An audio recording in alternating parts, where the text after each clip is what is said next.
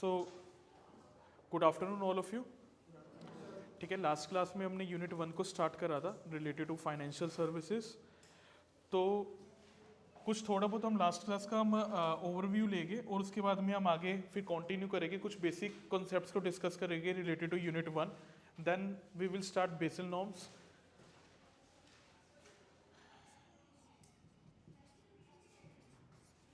Last class में आपके साथ मैंने डिस्कस करा था कि फाइनेंशियल सेक्टर एग्जैक्टली है क्या, और फाइनेंशियल सेक्टर के कुछ कंपोनेंट्स है जो बहुत इंपॉर्टेंट रोल प्ले करते हैं किसी भी इकोनॉमी के अंदर। ठीक है, ये काफ़ी इंपॉर्टेंट क्वेश्चन है। अगर आप प्रीवियस ईयर के भी पेपर्स उठाओगे, चाहे एमबीए के उठाओ, बीबीए के उठाओ, इन्वेस्टमेंट बैंकिंग फाइनेंशियल सर्विसेज के उठाओ, या फिर फाइनेंशियल सर्विसेज के उठाओ, तो ये काफ़ी इंपॉर्टेंट क्वेश्चन है। What are the components of the financial sector और financial system, and how like you can explain in that कि कैसे हर एक component most important role play करता है in capital formation in any country. ठीक है, तो इसके मैंने बताया था कि एग्जैक्टली है क्या ये। It is a system in which all the participants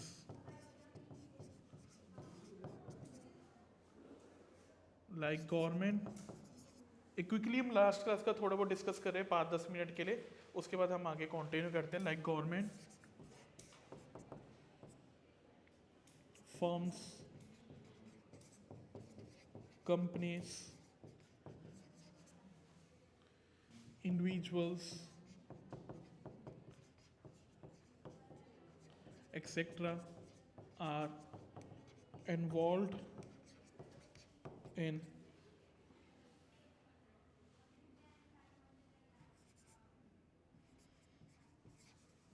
exchange of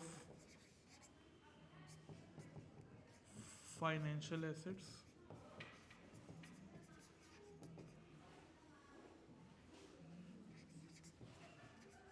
for achieving some purpose। ठीक है, तो फाइनेंशियल सेक्टर होता क्या है? Financial sector is a sector और is a system in which all the market participants, चाहे वो government हो, इंडिविजुअल हो, फर्म हो, कंपनी हो, they all are involve in exchange of financial assets between them for achieving some purpose. Purpose क्या हो सकता है? हर एक का पर्पस अलग हो सकता है। गवर्नमेंट का पर्पस कुछ और हो सकता है। गवर्नमेंट का पर्पस क्या है कि कुछ भी पर्पस हो सकता है। डेवलपमेंट का पर्पस हो सकता है गवर्नमेंट का, कि गवर्नमेंट अगर फाइनेंशियल सेक्टर में पैसा डाल रही है, उसके पर्पस कुछ भी हो सकता है, या तो इंफ्रास्ट्रक्चर डेवलपमेंट करना है या कुछ भी पर्पस हो सकता है। ठीक है, गवर्नमेंट का ये भी पर्पस होता सकता है कि मनी सप्लाई को कंट्रोल करने के लिए मार्केट के अंदर इन्फ्लेशन को, रिसेशन को देखते हुए मार्केट के अंदर किस तरीके से मनी सप्लाई को रखना है कि सो दैट कि हम इन्फ्लेशन को थोड़ा कंट्रोल में रखें, तो गवर्नमेंट का वो भी पर्पस हो सकता है। ठीक है, इंडिविजुअल्स की बात करते हैं तो इंडिविजुअल्स का मेन ऑब्जेक्टिव क्या है कि कुछ ना कुछ प्रॉफिट अर्न करना है, कुछ रिटर्न अर्न करना है, या कुछ कैपिटल एप्रिसिएशन लेना है मार्केट के अंदर।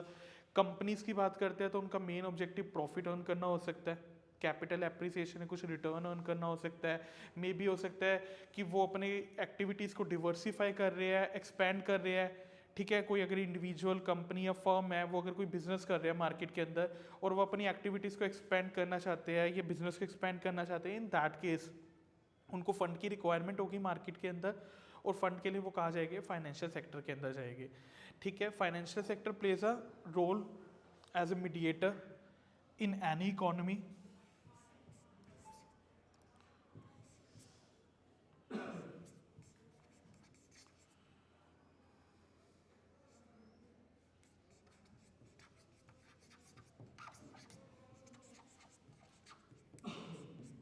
आपने सर्कुलर फ्लो ऑफ मोशन पढ़ा होगा इकोनॉमी के अंदर, लास्ट क्लास में भी मैंने डिस्कस करा था कि घूम के पैसा वापसी आता है, एक सेक्टर से दूसरे सेक्टर में जाता है। उसके बीच में अगर कोई मीडिएटर है ना, तो फाइनेंशियल सेक्टर है।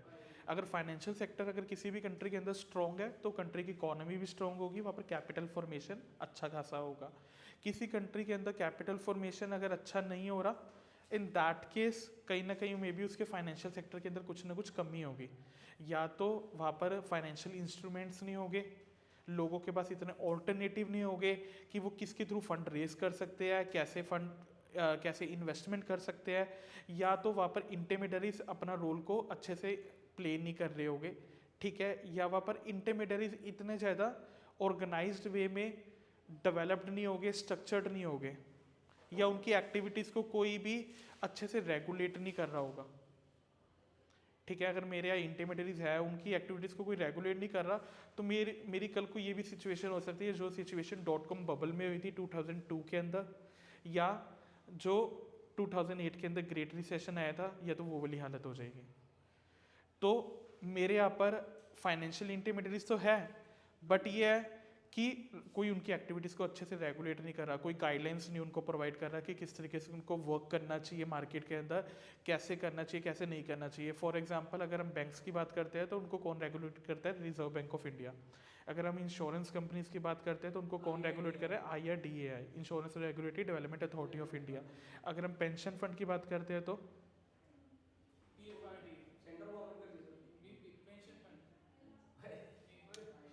ठीक है, ये होमवर्क है आपका, चेक करना है।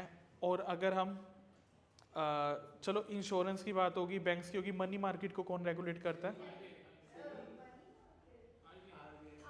Reserve Bank of India money market को रेगुलेट करता है। कैपिटल मार्केट की बात करते हैं तो Securities and Exchange Board of India उनको रेगुलेट करता है, ठीक है। So they are different regulators in the market, और सबको बहुत इंपॉर्टेंट रोल प्ले करते हैं मार्केट के अंदर। अगर कोई भी रेगुलेटर, अगर मैं USA की बात करता हूँ तो फेडरल रिजर्व हो गया, ये सिक्योरिटीज एक्सचेंज कमीशन हो गया, अगर वो अच्छे से रोल कहीं पर भी प्ले नहीं करेंगे तो फाइनेंशियल मार्केट वहाँ पर क्या हो जाएगा कि कहीं ना कहीं डगमगा जाएगा, या कुछ अच्छे से वर्क नहीं कर पाएगा, सो दैट उसके कॉन्सिक्वेंसेज फिर हमें आगे जाके देखने को मिलेंगे।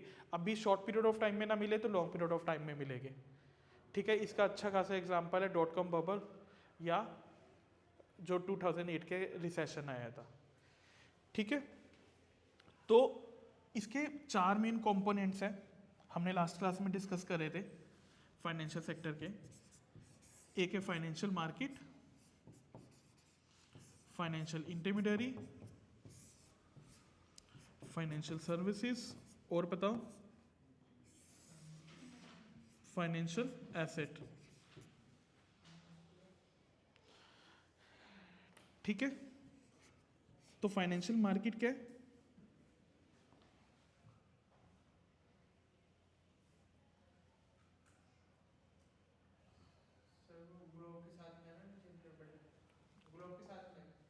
चलो हट गया। फाइनेंशियल मार्केट क्या? It is a place where it is a place where different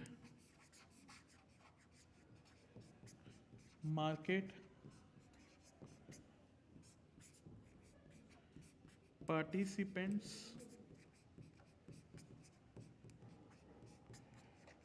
interact and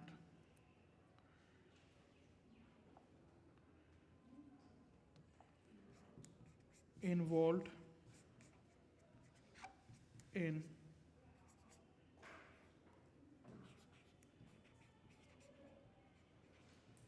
exchange of financial assets। तो फाइनेंशियल मार्केट एक प्लेस है कि जहाँ पर डिफरेंट मार्केट पार्टिसिपेंट आपस में इंटरेक्ट करते हैं and are involve in exchange of financial asset. Simple definition है, ठीक है। ये अगर प्लेस ही मेरे यहाँ पर ऑर्गेनाइज नहीं होगी, डेवलप्ड नहीं होगी, तो मेरा फाइनेंशियल सेक्टर ग्रो कैसे करेगा या ऑर्गेनाइज्ड वे में वर्क कैसे करेगा? इसके एग्जांपल ले सकते हो पहले 1991 से पहले का, कि अगर हम स्टॉक मार्केट की बात करते हैं तो इतनी ऑर्गेनाइज्ड मार्केट नहीं थी, लोगों के पास सिर्फ एक तो ही ऑल्टरनेटिव थे कि अगर फंड रेज करने हैं तो हम डेट के थ्रू ही फंड रेज कर सकते हैं, और कुछ ही प्लेयर्स है मार्केट के अंदर। अगर हम कुछ प्लेयर्स की बात कर रहे हैं तो यहाँ पर हम बात कर रहे हैं फाइनेंशियल इंटरमीडियरी की। अगर हम प्लेस की बात कर रहे हैं जैसे कि स्टॉक एक्सचेंज, तो वो क्या है? फाइनेंशियल मार्केट है, ठीक है। तो अगर इतनी ऑर्गेनाइज्ड नहीं होगी, कोई उसको रेगुलेट नहीं कर रहा होगा। हम securities and Exchange Board of India को देखते हैं कि 1992 के बाद आया, 1992 में आया, तो उसको कोई रेगुलेट नहीं कर रहा था कैपिटल मार्केट को प्रॉपरली, ना कोई मार्केट में इतने इंस्ट्रूमेंट्स है, ना या लोगों के पास इतने सोर्सेज है through which they can raise fund. तो उस केस के अंदर तो हमारी इकॉनमी तो डाउन जाएगी ही जाएगी, ठीक है। अगर लोग कोई ना कोई तो, अगर एक पर्सन अगर ग्रो करता है ना, तो वो अकेला नहीं ग्रो करता, उसके साथ में बहुत लोग ग्रो करते हैं। अगर आज आप एक स्टूडेंट हो, अगर आप आज ही अर्न करने लग जाते हो ना 10,000, 20,000, 30,000, तो ये आपकी इनकम नहीं बढ़ी, सिर्फ आपकी फैमिली की भी इनकम बढ़ रही है, ठीक है। साथ में सपोज करो आप 3rd ईयर कर रहे हो, साथ में इंटर्नशिप्स कर रहे हो या कुछ जॉब्स कर रहे हो, साथ में कुछ पार्ट टाइम जॉब्स भी होती है कि जैसे कि आप एसएल में एसएल में पढ़ाई कर रहे हो, तो साथ में कुछ जॉब्स होती है, जैसे रेगुलर कॉलेज में भी जैसे मैं पढ़ाता हूँ, तो कुछ बच्चों की जॉब्स वगैरह जैसे वो कर रहे होते हैं, पार्ट टाइम कर रहे होते हैं जॉब्स वगैरह, फ्रीलैंसिंग कर रहे होते हैं घर पे, कि दुबई की कंपनी के लिए कर रहे हैं, वर्क फ्रॉम होम कर रहे हैं, 2 घंटे 3 घंटे बैठ के जॉब कर रहे हैं और उनको 20-30 हज़ार रुपये वो ऐसे ही अर्न कर रहे हैं पर मंथ, ठीक है। ऐसे ही एक मेरा स्टूडेंट था लास्ट ईयर में, वो पहले इंटर्नशिप कर रहा था, एक कंपनी दुबई बेस्ड कंपनी थी, तो उसी कंपनी के अंदर उसकी कॉलेज में प्लेसमेंट से आई थिंक 7-8 लाख की उसको मिल रही थी। तो मेरे से सजेशन लेने आया था कि सर कि मैं उस कंपनी में जॉब कर रहा हूँ, तो इंटर्नशिप कर रहा हूँ 1 साल से, अब वही कंपनी मुझे फुल टाइम रखना चाहती है, कॉलेज में मेरा 7-8 लाख का पैकेज लगा है, तो अगर मैं इस कंपनी के अंदर ही ज्वाइन कर लेता हूँ एज फुल टाइम एम्प्लॉय, तो मुझे 12 लाख का पैकेज वो दे रहे हैं, तो मैं लेकिन उसी कंपनी में अगर थोड़ा बहुत भी मिल रहा है, मैं जनरल अगर एक जनरल पॉइंट ऑफ व्यू से देखें, जिस कंपनी में वो इंटर्नशिप कर रहा था उसी कंपनी में अगर 7-8 की जगह 7 का मिल रहा है, उससे कंपैरेटिवली लो मिल रहा है, बट ग्रोथ के चांसेस उसी कंपनी में ज़्यादा होंगे ना उसके, बिकॉज वो बहुत उसको टेक्निकल पे उसको है। 2 बेनिफिट होएंगे। एक तो आप जैसे ये बात कर रहे हो, हाँ। ठीक है, एक बेनिफिट तो ये होगा कि उसका जो एक्सपीरियंस है, इंटर्नशिप का भी एक्सपीरियंस वो काउंट हो जाएगा, ठीक है। अगर वो किसी और कंपनी के अंदर जाता 6-7 लाख का पैकेज लगा था, तो उसका फिर वो इंटर्नशिप का एक्सपीरियंस नहीं है, वो काउंट ना होता, वो अलग से शो करता सीवी के अंदर कि मैंने इंटर्नशिप करी है। इंटर्नशिप की कुछ कंपनीज के अंदर इतनी वो वैल्यू नहीं देते हैं, ठीक है। अब अगर आप जेनपैक्ट के लिए जाओगे, तो जेनपैक्ट हो या कहीं हो, तो वो थोड़ी सी आपको प्रेफरेंस देंगे कि बाकी इंप्लॉयज़ के कंपैरिजन में, बट ये है कि आपका एक्सपीरियंस काउंट नहीं करेंगे वो, कि आपका वो एक्सपीरियंस है। बट अगर मैं उसी कंपनी के अंदर इंटर्नशिप करते हुए फुल टाइम हो जाता हूँ, मैं 6 महीने भी वर्क कर लेता हूँ वहाँ पर एक्स्ट्रा, तो वो मेरा जो मैंने अगर 1 साल की इंटर्नशिप करी है, 6 महीने फुल टाइम करा है, तो वो क्या होता है कि ज़्यादातर वो 1.5 साल का एक्सपीरियंस काउंट हो जाता है। तो यही अगर मैं डायरेक्टली अगर वो कंपनी को छोड़ के किसी और कंपनी में जाता, तो वो 1 साल की इंटर्नशिप ही रहता, सीवी में हमेशा इंटर्नशिप ही लिखा रहता, क्योंकि उसका एक्सपीरियंस जो लेटर होता है उसके ऊपर इंटर्नशिप लिखा होता। बट ये है कि मैं 6 महीने बाद, साल बाद छोड़ूंगा, तो वो जो कंपनी वाले रिलीविंग लेटर मुझे देंगे ना, उसके ऊपर वो बाइफरकेट नहीं करके देंगे, लिख के नहीं देंगे, जर्नली लिख के नहीं देंगे कि मैंने इंटर्नशिप का इतना पीरियड करा है, मेन फुल टाइम ये करा है, वो ये नहीं, वो प्रॉपर एक्सपीरियंस लेटर देंगे कि मैंने 1.5 साल मैंने जॉब करी है। So back to the topic कि जो फाइनेंशियल मार्केट है वो ये है कि मैं क्या बता रहा था, कोई एग्जांपल से, कि मान लो आप अकेले नहीं ग्रो करोगे, आप इंटर्नशिप कर रहे हो, आप जॉब कर रहे हो, तो आपके 20,000 30,000 अगर आपकी पढ़ाई करते हुए भी आ रहे हैं, अकेले के आपकी इनकम नहीं बढ़ रही, आपकी फैमिली की इनकम बढ़ रही है, आपका स्टैंडर्ड ऑफ लिविंग आपका नहीं बढ़ रहा, आपकी फैमिली का भी बढ़ रहा है, ठीक है। यही अगर आप आज स्टार्टअप प्लान करते हो, आपने कुछ पैसे आपने जोड़े, 2-4 लाख 5 लाख कहीं से और भी ले लिए, आपने एक छोटी सी बिजनेस स्टार्ट करा ऑनलाइन ई कॉमर्स साइट के ऊपर, अमेजोन के ऊपर आप सामान बेचने लग गए, मीशो पे बेचने लग गए, या 1-2 ई कॉमर्स साइट्स के ऊपर आप सामान बेचने आज लग जाते हो, ठीक है। उसके लिए सिंपल क्या रिक्वायरमेंट है, कोई भी कर सकता है, आप लोग भी बेच सकते हो, बस छोटी सी गाइडेंस चाहिए कि किस तरीके से करना है, कैसे करना है। मान लो कि मैं आपको गाइड कर देता हूँ, कोई और आपको गाइड कर देता है कि एक जीएसटी नंबर ले लो, ठीक है, पैन कार्ड होना चाहिए आपके पास, एक बैंक अकाउंट होना चाहिए, तो ये सब आपके पास है। तो उसके बाद में आप क्या करो, कोई भी साइट के ऊपर जाओ, एज ए सेलर वहाँ पर रजिस्टर कर लो, 2-4 दिन में वो आपको अप्रूव कर देंगे, आपको वहाँ से फ़ोन आएगा, वो आपकी वेरीफाई करके डिटेल्स को अप्रूव कर देंगे। जीएसटी नंबर कितने दिन में मिल जाता है, 15 दिन में मिल जाता है, ठीक है, वो मिल गया। अब मैं आपको बोलता हूँ कि जाके आप सपोज करो, ठीक है, कि मैं आपको ये नहीं कह रहा कि आप करो, बट सपोज करो मैं आपको कहता हूँ कि जाओ आप गफ़ार मार्केट जाओ या आप चांदनी चौक जाओ, वहाँ से कुछ सामान को उठाओ और मार्केट में बेचने लग जाओ ऑनलाइन, ठीक है, आपने एक कंपनी खोली। ऐसी शार्क टैंक में भी एक कोई एक गर्ल आई थी, तो उसने भी सेम यही चीज़ करी थी और उसकी करोड़ों की कंपनी बन गई थी। आई थिंक लाखों करोड़ों की कंपनी बन गई थी, उसके अंदर भी उसने शार्क्स ने इन्वेस्ट करा था। तो ऐसे बहुत लोगों का बिजनेस बन जाता है। आप गए हो, आपने पैसा उठा, आपके पास है थोड़ा बहुत, आपने क्या करा, उसी थोड़े बहुत पैसे से ना आपने एक्स्ट्रा लोन वोन भी नहीं उठाया, डेट भी नहीं उठाया, अगर मिलता है तो वो भी आपने ले लिया। 2-4 लाख आपके पास है, आप सामान लेके आए इकट्ठा ढेर सारा बल्क में, तो आपने क्या करा, सस्ता आपको पड़ा, आपने मीशो पे और उसके ऊपर बेचने लगा दिया। अपने कंपनी का नाम बनाया, छोटे मोटे टैग है वो अपने जो भी सामान लाए हो प्रोडक्ट, उसके ऊपर अपने भी टैग लगा दिए कि मेरी ये ब्रांड है। कोई भी समझ लो ABC कंपनी है, कुछ भी है, आपने अपने नाम पे कोई बढ़िया सा नाम रखा और आपने सारे अपने भी टैग बनवा के सब पे चिपका दिए प्रोडक्ट्स के ऊपर। ठीक है, अब रजिस्टर्ड भी आपने कर लिया एज ए सेलर। आप ये 2-4 दिन में ही सामान बेचने लग गए हो। धीरे धीरे आपके अमेज़ोन से बहुत अच्छी सेल आने लग गई। आपने देखा फ्लिपकार्ट पे बहुत अच्छी सेल आ रही है, फिर मीशो पे आ रही है। आप धीरे धीरे ग्रो करते जा रहे हो, हर 1 महीने 2 महीने 3 महीने में आपका प्रोडक्ट काफ़ी फेमस होता जा रहा है जो भी हम बेच रहे हो। सपोज करो कोई कपड़े लेके आ रहे हो, जीन्स लेके आ रहे हो, टैंक रोड पे अब जीन्स मिलती है बल्क में, मतलब मान के चलो काफ़ी चीप रेट पे मिलती है। बड़ी बड़ी जो कंपनीज होती हैं वो टैग यहीं पर ही लगवाती है, अपने टैग लगवा देती है और बेच देती है। वही जीन्स जो है आपको 200 300 500 की मिलेगी, वही आपको 1800 2000 रुपये की मॉल के अंदर या कहीं शॉप्स के ऊपर मिलेगी। ठीक है, तो मान के चलो फॉर एग्जांपल कोई भी ब्रांड, मैं नाम नहीं बोलूँगा, तो बड़ी सारी ब्रांड्स होती है वो यही करती है, इस तरीके से कॉन्ट्रैक्ट मैन्युफैक्चरिंग करती है। या तो वहाँ पर जीन्स वगैरह आप जाओगे तो काफ़ी आप देखोगे रेडी वगैरह पे चल रही होगी ढेर सारी, ऐसे जैसे कूड़े की तरह चल रही होगी। वहाँ जाके आप बात करोगे, वो आपसे बात करेगा 200 300 रुपये की, आपको जीन्स की बात आपने कर ली, आपने बल्क में लिया है 100 200 पीस, अपने टैग उसको कहा कि ये वाली टैग मेरे चिपका दियो, मेरा नाम जैकी एंड जू, कुछ भी नाम रख दो उसका, जैक एंड जॉन्स है, कुछ भी आप अपना नाम बना के उसके ऊपर चिपका दिया और अब उसको आपने ब्रांड बना दिया। उसी नाम पे आपने GST का नंबर ले लिया, उसी नाम पे आपने बिजनेस स्टार्ट कर दिया अमेजोन फ्लिपकार्ट पे। अपने नाम पे भी ले सकते हो, सोल प्रोप्राइटर हो। अगर आप सोल प्रोप्राइटर हो, सपोज मुझे एक कंपनी नहीं बनानी, ज़्यादा प्रोडक्ट बेचने हैं, एक रेंज में नहीं रखना, हम ज़्यादा प्रोडक्ट बना के तो अपने नाम पे रजिस्ट्रेशन नंबर ले सकते हैं। आप GST नंबर अपने नाम पे ले सकते हो अगर आप सोल प्रोप्राइटर हो। ठीक है, अगर आप कोई कंपनी हो तो आप अपनी कंपनी के नाम पे लोगे।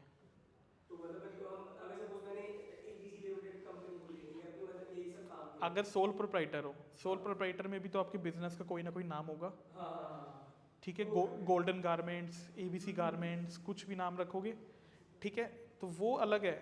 आप as a seller golden garments हो, आपके गोल्डन गारमेंट्स के नाम पे बिल बना के भेज रहे हो, बट आप कंपनी नहीं हो, एक सोल प्रोप्राइटर हो। तो उस केस में तो आप अपने नाम पे ले सकते हो क्योंकि आप और बिजनेस एक ही है। ठीक है, बट कंपनी की बात करते हो तो दोनों हम सेपरेट लीगल एंटिटी है। बिजनेस अलग है, इंडिविजुअल अलग है। वो तो सब उसके फीचर्स कंपनी के होते ही है, दैट डिपेंड्स कि कंपनी कौन सी है। लिमिटेड लाइबिलिटी कंपनी है, अनलिमिटेड लाइबिलिटी कंपनी है, गारंटी कंपनी है, शेयर बेस्ड कंपनी है। तो ये डिपेंड करता है कि आप कौन सी कंपनी बना रहे हो, 1 पर्सन कंपनी है या कौन सी कंपनी है। तो वो उसके अपने सब बेनिफिट्स है कंपनी को बनाने के। एक तो लिमिटेड लाइबिलिटी हो जाएगी जैसे कि आप बता रहे हो, अगर कोई लिमिटेड लाइबिलिटी कंपनी है तो ठीक है, नहीं तो अनलिमिटेड लाइबिलिटी कंपनी भी हो सकती है।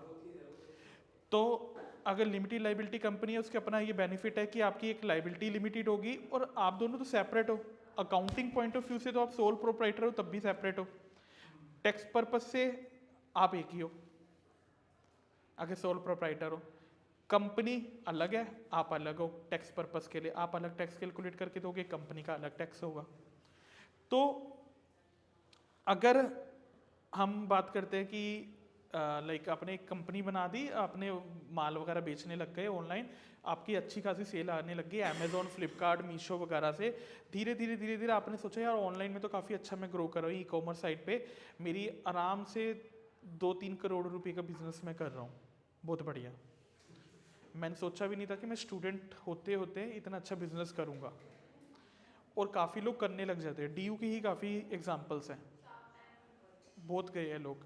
तो आप इवन आप जो बच्चे कहीं स्कूल करते करते 10वीं 11वीं 12वीं में ही स्टार्ट कर देते हैं, तो वही फर्स्ट सेकंड ईयर तक 1-2 करोड़ रुपए कई लोग अर्न करने लग जाते हैं। बट दैट ऑल्सो डिपेंड कि आपका प्रोडक्ट कैसा है, थोड़ा किस्मत पे भी डिपेंड करता है, थोड़ा प्रोडक्ट पे डिपेंड करता है, थोड़ी मार्केटिंग स्ट्रैटेजी पे डिपेंड करता है। बड़ी चीज़ों पे बहुत सारे फैक्टर्स होते हैं जिनके ऊपर चीज़ें डिपेंड करती है।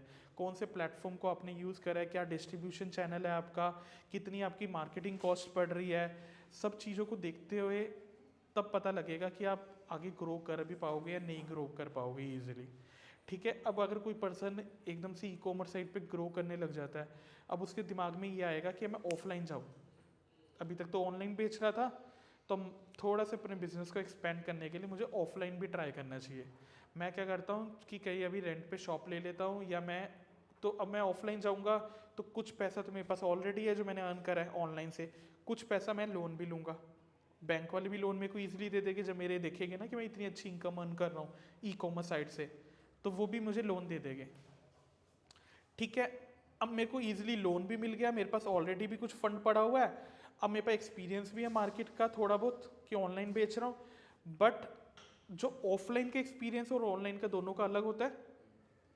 बट अगर हम यहाँ पर अज्यूम कर रहे हैं कि वो ऑफलाइन में गया और ऑफलाइन में भी बिजनेस चल गया उसका, अब धीरे धीरे वो एक कंपनी बनाएगा। कंपनी के अंदर अब वो अब अकेला तो इतने बड़े बिजनेस को हैंडल नहीं कर पाएगा, 10-20 करोड़ का बिजनेस बन गया अब धीरे धीरे ऑफलाइन में भी गया तो। अब अकेले वो बिजनेस को आपको क्या लगता है हैंडल कर पाएगा? उसको लोगों की ज़रूरत होगी, उसको एम्प्लॉयज़ को हायर करना ही पड़ेगा। कुछ लोग अकाउंटिंग करेंगे उसकी, कुछ बिलिंग करेंगे, कुछ मे बी हो सकता है कैश एप्लीकेशन का काम करेंगे, कुछ हो सकता है कलेक्शन का काम करेंगे। ठीक है, तो अलग अलग काम लोग करेंगे। कुछ में भी मैंने लोगों को रखा होगा जो ऑर्डर मैनेजमेंट कर रहे होंगे प्रॉपर। तो अलग अलग लोगों को मैं हायर करूंगा जो मेरे लिए जॉब करेंगे। कुछ कॉल में भी हो सकता है कस्टमर एग्जीक्यूटिव हो गए कि कस्टमर्स वगैरह से डील कर रहे होंगे, क्लाइंट डीलिंग कर रहे होंगे।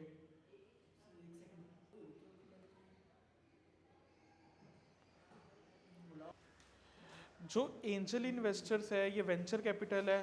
तो अब तो आपका क्या क्वेश्चन था? कि So venture venture capitalists, angel investors और private equity जो firms होते हैं वो marketing financial intermediaries ही होते हैं। जो एंजल इन्वेस्टर है, वेंचर कैपिटल है, ये भी as a mediator role play करते हैं, एज ए इंटरमीडियरी रोल करते हैं मार्केट के अंदर। ठीक है, अब इनको बोल सकते हो कि they play important role as a financial intermediary in the market. या इन्वेस्टमेंट बैंकर्स की भी अगर हम बात करते हैं, अगर आपको इन्वेस्टमेंट बैंकर पता है कि कौन होते हैं? Merchant banker, investment bankers, they also act as a mediator financially, they plays the same role as financial intermediary. जो जैसे बैंक रोल प्ले करते हैं, इंश्योरेंस कंपनीज रोल प्ले करते हैं, ये भी as a financial intermediary market के अंदर रोल प्ले करते हैं, as a mediator role play करते हैं। ये भी एक जगह से पैसा उठाते हैं और दूसरी जगह इन्वेस्ट करते हैं, या दो लोगों को, दो पार्टीज को आपस में मिलवाने में हेल्प करते हैं, इंटरेक्ट करने में हेल्प करते हैं, कि जहाँ पर फाइनेंशियल एसेट आपस में एक्सचेंज हो रहा हो ईजिली। ठीक है, जैसे कि अब एंजल इन्वेस्टर की बात करते हैं तो ज़्यादातर ये क्या करते हैं, स्टार्टअप्स वगैरह के अंदर इन्वेस्ट करते हैं। वेंचर कैपिटलिस्ट की बात करते हैं तो थोड़ा एक स्टेज के बाद वो इन्वेस्ट करते हैं as compare to angel investor. Angel investor तो स्टार्टिंग के अंदर ही इन्वेस्ट कर देते हैं। ठीक है, बट थोड़ा सा बिजनेस उनको लगता है ना कि हल्का सा ग्रो कर गया और कल को कुछ पोटेंशियल लग रहा है, तो वेंचर कैपिटलिस्ट भी वहाँ पर उनको कॉन्टैक्ट करते हैं, वहाँ पर वो भी इन्वेस्ट करते हैं। एंजल इन्वेस्टर्स आप बताओ कौन से कौन थे? फिर जैसे इन्वेस्टर है ना, वो लाइक एक बड़े टाइप के इन्वेस्टर हो गए जो स्मॉल स्मॉल एंजल अपने। इन्वेस्टर्स मतलब जो आपकी जिस कंपनी स्टार्टअप है हाँ स्टार्ट हो रही है तब आपको as a angel they help की वो स्टार्टिंग में उनको इसी कैपिटल करके एंजल बोला जाता है, क्योंकि वो आपके बिजनेस अभी स्टार्ट और उनको लगता है कि हाँ ये आइडिया में कुछ ना कुछ पोटेंशियल है, ये यूनिक है आइडिया, या मे बी अगर ये यूनिक नहीं भी है तो कोई नहीं, इसके अंदर पोटेंशियल है, मार्केट के अंदर काफ़ी स्कोप है, इसकी मार्केट बहुत बड़ी है। तो अगर हम एंटर करता हूँ मैं इसके थ्रू, क्योंकि मेरे पास इतना टाइम नहीं है, ये पर्सन मुझे बढ़िया लग रहा है, ये पर्सन के अंदर लग रहा है कि ये कल को कर सकता है कुछ और इसके आइडिया में दम है, तो मैं इसके अंदर अगर कुछ पैसा मैं भी इन्वेस्ट कर दूं तो कल को ये एक अच्छी कंपनी बन सकती है, या मेरा रिस्क कम रहेगा कि अगर अभी कुछ अमाउंट डाल रहा हूँ, कल को इससे कुछ अच्छा खासा जैसे ही रिटर्न मिलेगा, कुछ पॉइंट तक बिजनेस चल मतलब पहुंच जाएगा, तो मैं एग्जिट कर लूंगा यहाँ से। जैसे सर इसमें इंस्टीट्यूशन होते हैं, कोई कोई भी इन्वेस्टर एंजल बन सकता है। बताओ।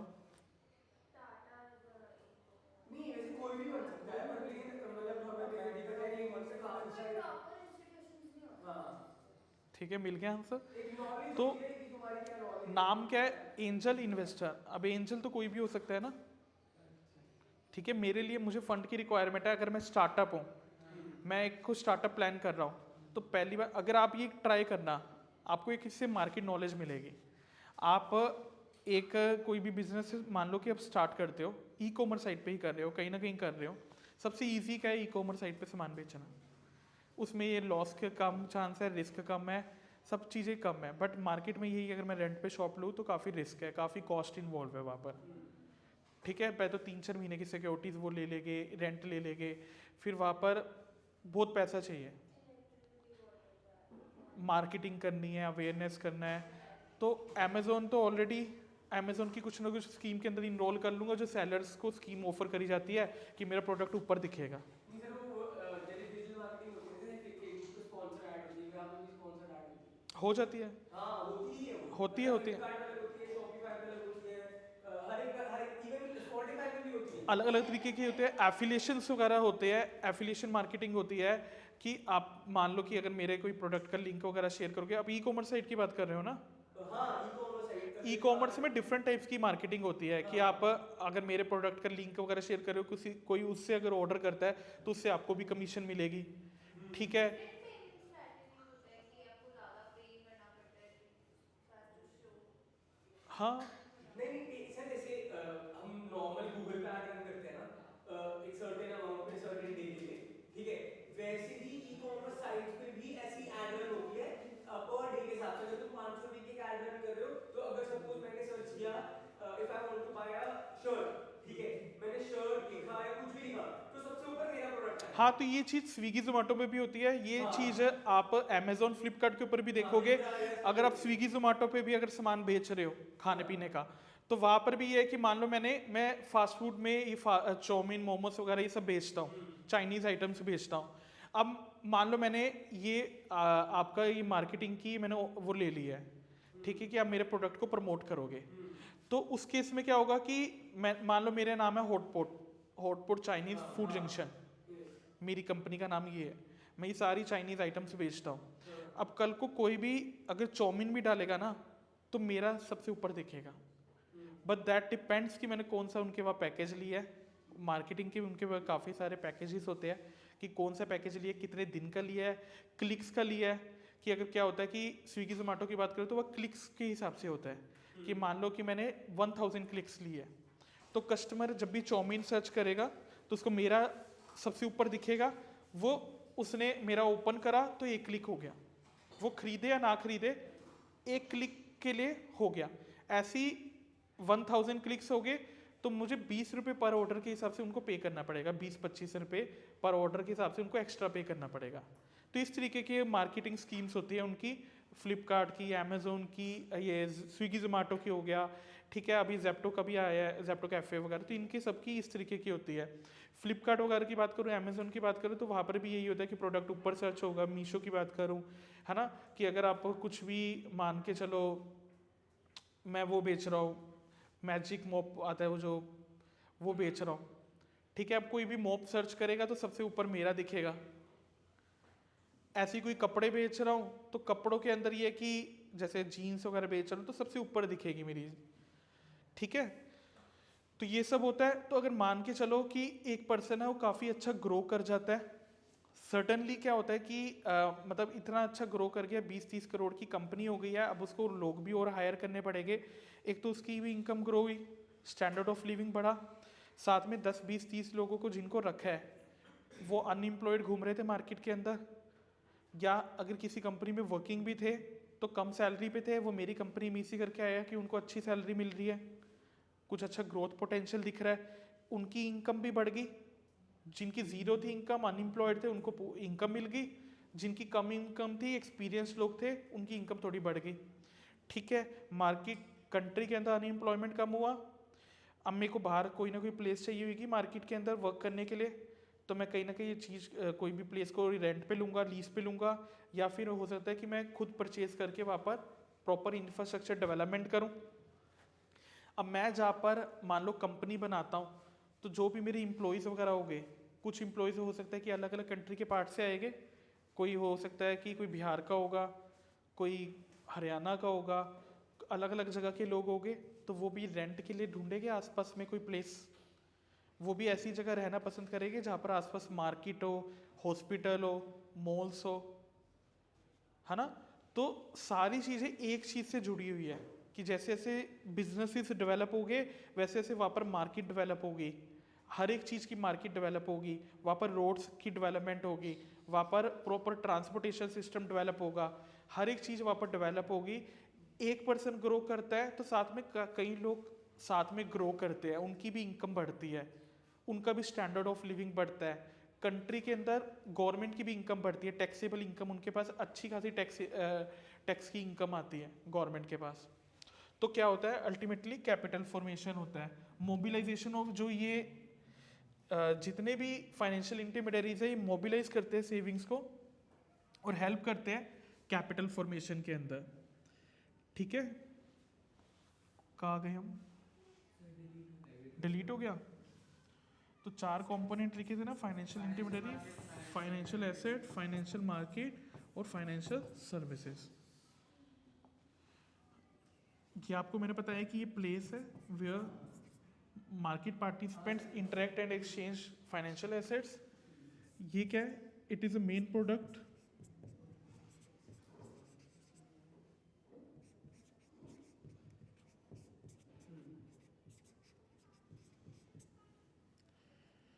through which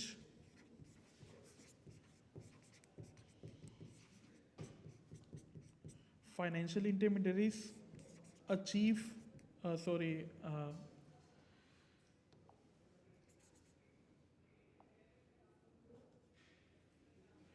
through which market participants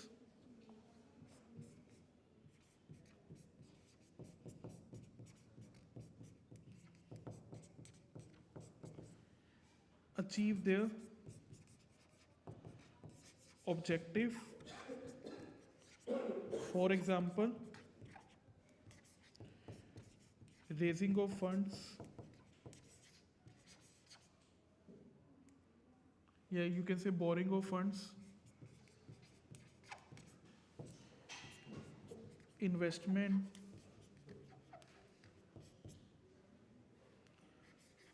for capital appreciation,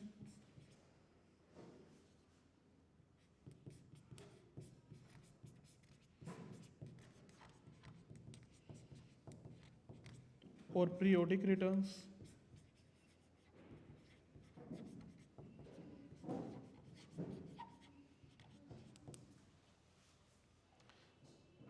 writing समझ में आ रही है थोड़ा? नहीं, इस बोर्ड के ऊपर थोड़ी सी मतलब लिखने में हो रहा है। It is a main product through which market participants achieve their objective. Objective कुछ भी हो सकता है, किसी का ऑब्जेक्टिव होगा raising of funds, borrowing of funds, lending of funds, investment for capital appreciation और for getting some periodic return. हर किसी का अपना अपना ऑब्जेक्टिव हो सकता है। कोई पर्सन होगा जो रिस्क एवर्स होगा, कोई रिस्क टेकर होगा, तो अलग अलग पर्सन है, सबके अलग अलग ऑब्जेक्टिव है। अगर मैं इन्वेस्टर हूँ तो मैं भी देख के इन्वेस्ट करूँगा कि मैं कितना रिस्क लेना चाहता हूँ, मेरे पास कितना मैक्सिमम फंड में इन्वेस्ट कर सकता हूँ, कितना फंड है जो मैं अपने लिए सेफ रखूँगा। ऐसा तो नहीं है ना कि अगर मान के, अब कई लोग जो डूबते हैं ज़्यादातर, अगर हम शेयर मार्केट की बात करते हैं तो वो कई लोग, मैं किसी नोन में जानता हूँ, मेरे नोन में एक पर्सन है जो 2-3 करोड़ रुपए का उसने अर्न करा है, एक शेयर मार्केट से उसने अर्न करके एक प्रॉपर्टी बना दी है 2-3 करोड़ की। 2-3 करोड़ की? हाँ, तो जो बोला नार्को समझ रहे हो, मुखर्जी नगर के साइड में यहाँ पर परमानेंट कॉलोनी है, वेस्ट नहीं ईस्ट है, ईस्ट वाली, वेस्ट वाली उस साइड है, वेस्ट काफ़ी पोर्श पर, वो उससे भी महंगा है वहाँ वेस्ट में। तो ईस्ट वाले में ये है कि वेस्ट में रहते हो? हाँ, मैं मुखर्जी नगर रहता हूँ। तो जो वेस्ट है, वेस्ट जो परमानेंट कॉलोनी है वो मुखर्जी नगर वाला रेट है वहाँ पर, तो वो थोड़ा पोर्श है as compare to east permanent. East permanent भी पोर्श है, मतलब ये ठीक रेट है, अच्छी लोकेलिटी है, बट ये है कि थोड़ा सा से कम है, यहाँ पर 80 गज के 100 गज के मकान है, तो 2-3 करोड़ का पूरा बिल्डिंग। आपको एग्जांपल दे रहा हूँ कि उसने शेयर मार्केट से बनाई है, कि उसकी इतने अच्छे स्किल्स है मार्केट के, इतना अच्छा एक्सपीरियंस है, उसको पूरी नॉलेज है पूरी मार्केट की, कि उसने अच्छे से ऐसा नहीं करा कि स्पेक्यूलेट करा है, 2-3 करोड़ की प्रॉपर्टी बना ली है। तो 2-3 करोड़ की पूरी भूमि जाती है। हाँ, मैं उसकी पूरी 10-20 साल लग गए उसको ट्रेडिंग करते हुए, हाँ। तो उसने काफ़ी अच्छा रिटर्न उसको मिला, उसने 2-3 करोड़ की प्रॉपर्टी बना ली है मेरे सामने। कभी वो रेंट पे रहता था, आज उसके ऊपर पूरी ऊपर से नीचे तक की पूरी बिल्डिंग है 2-3 करोड़ की। तो नॉलेज अच्छी होगी ना उनकी। उसकी बहुत अच्छी नॉलेज है, स्किल्स है, वो स्पेक्यूलेट नहीं करता। बट कुछ लोगों क्या होता है कि लोग स्पेक्यूलेशन बहुत करते हैं, 99% लोग स्पेक्यूलेशन के लिए जाते हैं। बेट मतलब एक तरीके से Profit बनाने के लिए। वन डे मार्केट जैसे लोग मार्केट के अंदर एक तरीके से मान के चलो सट्टा लगाते हैं। आप Intraday guess, हिंदी में intraday बोल सकते हो कि उनको मार्केट की नॉलेज नहीं है इतनी अच्छी। 95% लोग बोल सकते हो, 80% चलो ले लो, अब मान के चलो 20% लोगों को नॉलेज है, ठीक है। 80% लोग हैं उनको इनकम्प्लीट नॉलेज है, ऐसा नहीं कि नॉलेज नहीं है, विदाउट नॉलेज तो वो जा ही नहीं सकते। कौन से करते रहते हैं वो इन्वेस्ट करते हैं। अब डेरिवेटिव है, जैसे फ्यूचर्स ऑप्शंस है, तो इनके अंदर क्या ये एक तरीके से हैजिंग के लिए आए थे, कि रिस्क को कम करने के लिए।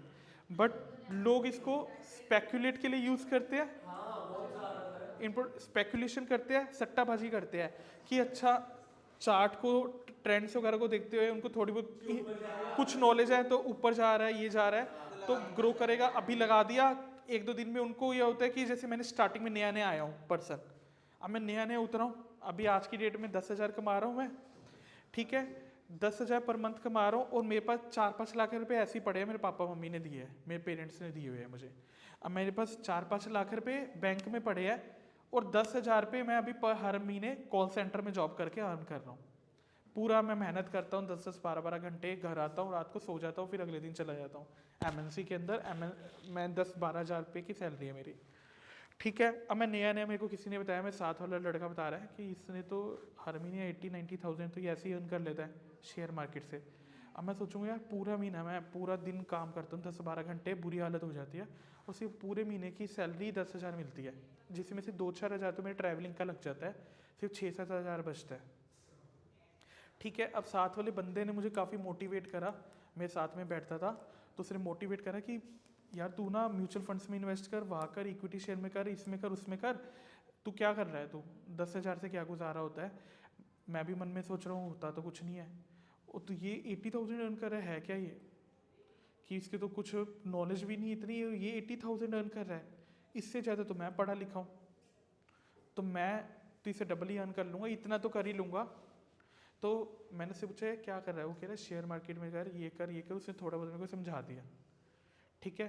अब मैंने भी अपना ज़ीरोधा में काइट पे मैंने अपना अकाउंट खोला, या आप स्टॉक्स पे खोल लिया, अपना डीमेट अकाउंट वगैरह बनाया, और ट्रेडिंग आज से स्टार्ट कर दी। अब मैंने, मेरे पास 5 लाख पैसा चाहिए शेयर मार्केट में इन्वेस्ट करने के, पैसा है मेरे पास, बैंक में 4-5 लाख पड़ा हुआ है। अब मैं पूरा 5 लाख उठाया, पटक दिया। पहले तो चलो स्टार्टिंग में डर लग रहा था, तो मैंने 20-30 हज़ार डाले, और मैंने फ्यूचर्स में इन्वेस्ट कर दिए, और मेरे को अगले दिन ही बहुत अच्छे रिटर्न मिल गए। मैं बेच के निकला फ्यूचर, मैं वो सीधा ही एक ही दिन में, मैंने कहा ये 50 हज़ार तो मैंने ऐसे ही अर्न कर लिए। वो तो बेवकूफ़ था, वो पूरे महीने में 80 हज़ार कमा रहा था, मैंने तो 2 दिन में फ्यूचर्स में 50 हज़ार अर्न कर लिए 2 दिन में। तो मैं तो बड़ी ऊपर जाने वाला हूँ, मैं तो अब सीधा 2-3-5 करोड़ का मालिक बन जाऊँगा 1-2 साल के अंदर। कि ये जो बंदा एक दिन में 2 दिन में 50 हज़ार कमा रहा है, लाख रुपए कमा रहा है फ्यूचर्स में, तो मान के चलो साल के अंदर तो मैं तो पता नहीं कहाँ हूँगा। तो मैंने सारा का सारा अमाउंट जो 5 लाख रुपए था ना, मैंने अपने जो मेरे पेरेंट्स ने दिया था, मैंने सब डाल दिया फ्यूचर्स में, फ्यूचर ऑप्शंस के अंदर। अब क्या हुआ कि मार्केट इस तरीके से हुई कि जिस फ्यूचर्स वगैरह में मैंने लगाया था वो सब डाउन गए, और पूरा का पूरा मेरा पैसा मेरे सामने उड़ गया, 5 लाख का 50 हज़ार रह गया। 5 लाख का 50 रह गया। तो पता ऐसा होता है नहीं होता मार्केट के अंदर, ठीक है। अब वो 5 लाख पेरेंट्स ने किस पर्पस के लिए दिए थे, किसी को उसके में भी हो सकता है कुछ और पर्पस के लिए दिए हो, उसकी शादी के लिए दिया हो, कल को बिजनेस के लिए दिया हो, कुछ के लिए किस पर्पज़ या इमरजेंसी पर्पज़ के लिए दिया हो। अब उसके बाद इमरजेंसी पर्पज़ के लिए भी पैसे नहीं बचे, सारे पैसे मार्केट में ख़त्म एकदम से झटके से। सट्टा ही है ना फिर। तो सट्टा ही है, बट जिसको नॉलेज नहीं उसके लिए, जिसको नॉलेज है वो अच्छा अर्न कर सकते हैं इसी मार्केट से। जिसको फाइनेंशियल मार्केट की बहुत अच्छी खासी नॉलेज है ना, तो ये मार्केट से ही वो बहुत अच्छा अर्न कर सकते हैं। बहुत दुनिया है जो बहुत अच्छा अर्न करती है।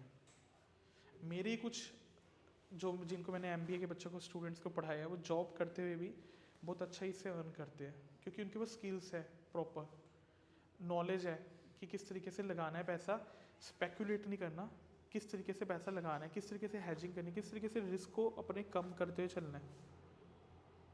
ठीक है, मैं कैसे कर सकता हूँ कि मैं यहाँ से शेयर्स भी ले रहा हूँ, वहाँ से मैं कुछ एक डेरिवेटिव कॉन्ट्रैक्ट भी ले लेता हूँ रिस्क को कम करने के लिए। तो किस तरीके से मुझे मार्केट के अंदर करना है, स्टॉप लॉस किस तरीके से लगाना है कि कल को मुझे कम से कम लॉस हो और ज़्यादा रिटर्न मिले, अपने रिस्क को कैसे डिवर्सिफाई करना है, किन किन चीज़ों में इन्वेस्ट करना है और कब मार्केट से एग्जिट करना है, वो मैटर करता है। और सबसे बड़ी बात, पेशेंस होना चाहिए पर्सन के पास में। कोई एक ही दिन में अमीर नहीं होता। अगर आप मेहनत करोगे, हार्ड वर्क भी चाहिए, स्मार्ट वर्क भी चाहिए लाइफ के अंदर। अगर आपको एक ही दिन में अमीर कोई नहीं होता। इंटरडे कर रहे हो, इंटरडे में सबसे ज़्यादा लोगों को लॉस होता है कि एक ही दिन में कोई भी करोड़ों रुपए, लाखों रुपए नहीं अर्न कर सकता। करते हैं, बट बहुत कम लोग हैं ना वो। अगर उनका आप परसेंटेज वाइज देखोगे तो बहुत कम लोग हैं वो। 80-90% लोग जो होते हैं, आप ऑनलाइन भी सर्च करो, इंटरडे में लॉस ही होता है उन्हें। आप एक दो बारी में आपको प्रॉफिट हो जाएगा सट्टाबाजी करके, ठीक है, या कुछ ट्रिक्स वगैरह आप बना लोगे, बट वो ट्रिक्स ये नहीं है कि हमेशा ही वो एप्लीकेबल रहेगी या चलती रहेगी। आपको हर एक चीज़ देखनी पड़ेगी, इंडियन मार्केट भी देखनी पड़ेगी, और इंडियन मार्केट कौन सी बाहर की इंटरनेशनल मार्केट, उससे कुछ इम्पैक्ट उसका इंडियन मार्केट पे पड़ रहा है, उसको भी आपको एनालाइज करना पड़ेगा। ठीक है, ऐसा भी हो सकता है आप न्यूयॉर्क स्टॉक एक्सचेंज का भी देखो कि किस तरीके से वो वर्क कर रही है। ठीक है, वो कल डाउन में जा रही थी, अप में जा रही थी। आप बाकी चीज़ों को भी कंसीडर करोगे ना, एक मार्केट से बाकी चीज़ें भी कनेक्टेड है।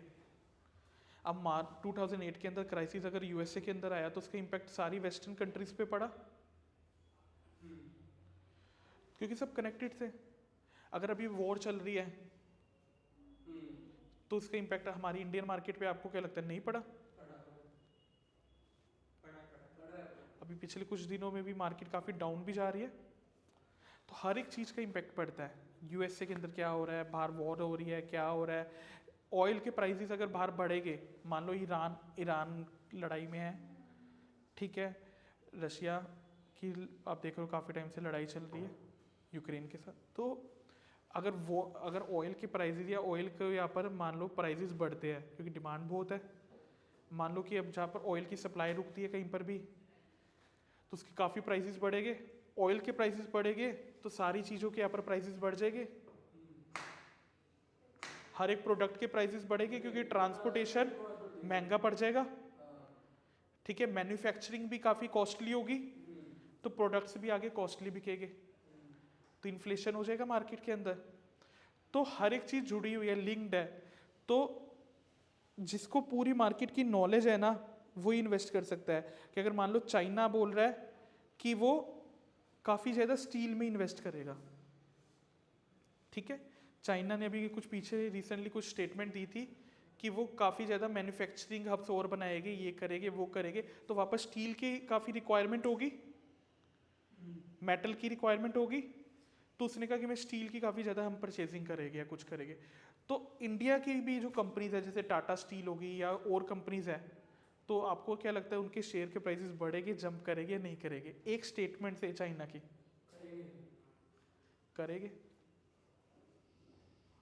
ठीक है, अब कोई कंट्री में कुछ भी क्रूड ऑयल को लेके कुछ स्टेटमेंट आती है या कुछ आपको लगता है कि कहीं मार्केट में डिमांड क्रिएट हो रही है इंटरनेशनल मार्केट के अंदर, तो उसके प्राइजेस का इम्पैक्ट, उसका इम्पैक्ट यहाँ के ऊपर प्राइजेस के ऊपर भी पड़ेगा, शेयर मार्केट के ऊपर दिखेगा प्राइजेस का इम्पैक्ट। ठीक है, आपको लगता है क्रूड ऑयल महंगा हो रहा है मार्केट के अंदर या उसकी डिमांड कल को बढ़ेगी क्रूड ऑयल की, क्रूड ऑयल से रिलेटेड जो भी कंपनीज आप उसमें आज इन्वेस्ट करो, कल को अच्छा रिटर्न मिलेगा आपको। वो return short period of time में दिखेगा, बट ये उसके लिए पूरी मार्केट को मेरे को एनालाइज करना पड़ेगा। मैंने देखा चाइना में, अभी रिसेंट की ही बात है, ये कोई ज़्यादा पुरानी नहीं है, पिछले मेरे ख्याल एक आधे महीने पहले की बात है। कुछ चाइना ने कुछ स्टेटमेंट दी थी रिलेटेड टू कि हम मैन्युफैक्चरिंग हब और बनाएंगे या कुछ करेंगे हम, या हम स्टील्स वगैरह काफ़ी परचेज करें। तो यहाँ के जितने भी अब जो नॉलेजेबल लोग हैं ना, वो हर एक चीज़ मार्केट की इन्फॉर्मेशन को देखते जा रहे हैं, एनालाइज कर रहे हैं। ठीक है, मैं मान लो मैं नॉलेजेबल हूँ या आप लोग, कोई भी 100% नॉलेजेबल कोई नहीं होता, ठीक है। मेरे को भी कॉमर्स फाइनेंस की 100% नॉलेज नहीं होगी, किसी को भी नहीं होगी, किसी को भी कोई ऐसा कोई पर्सन नहीं है कि जो भगवान है जिसको 100% नॉलेज है। हर कोई लर्न करता है, अपनी नॉलेज को अपडेट करता है।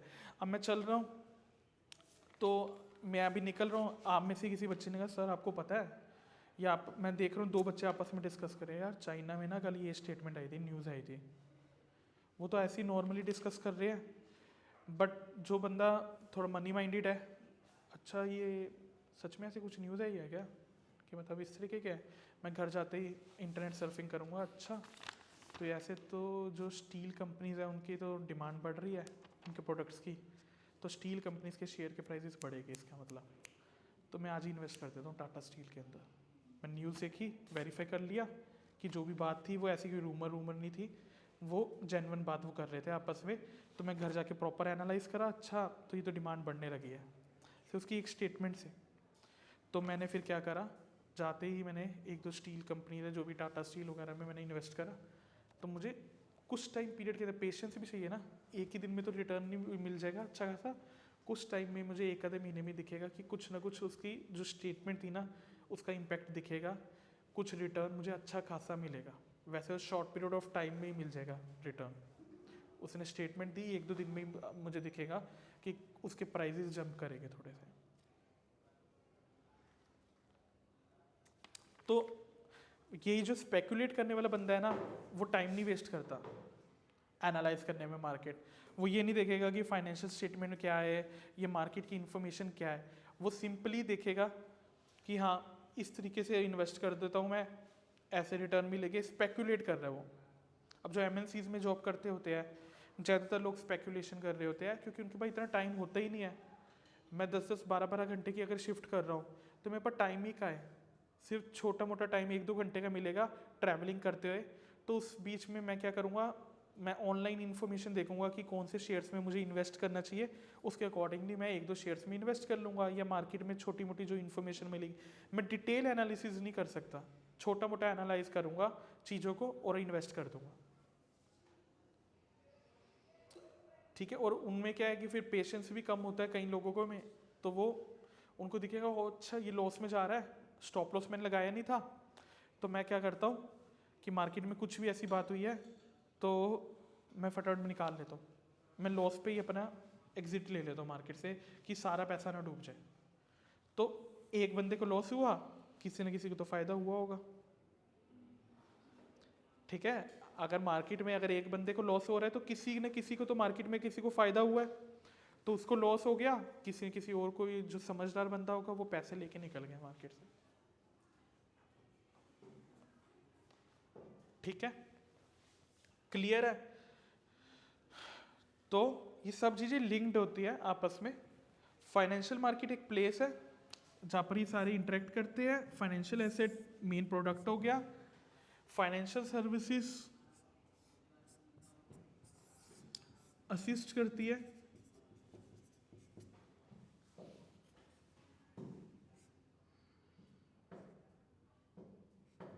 assisting the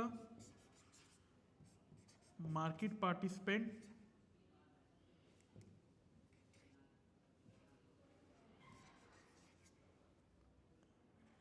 in the activity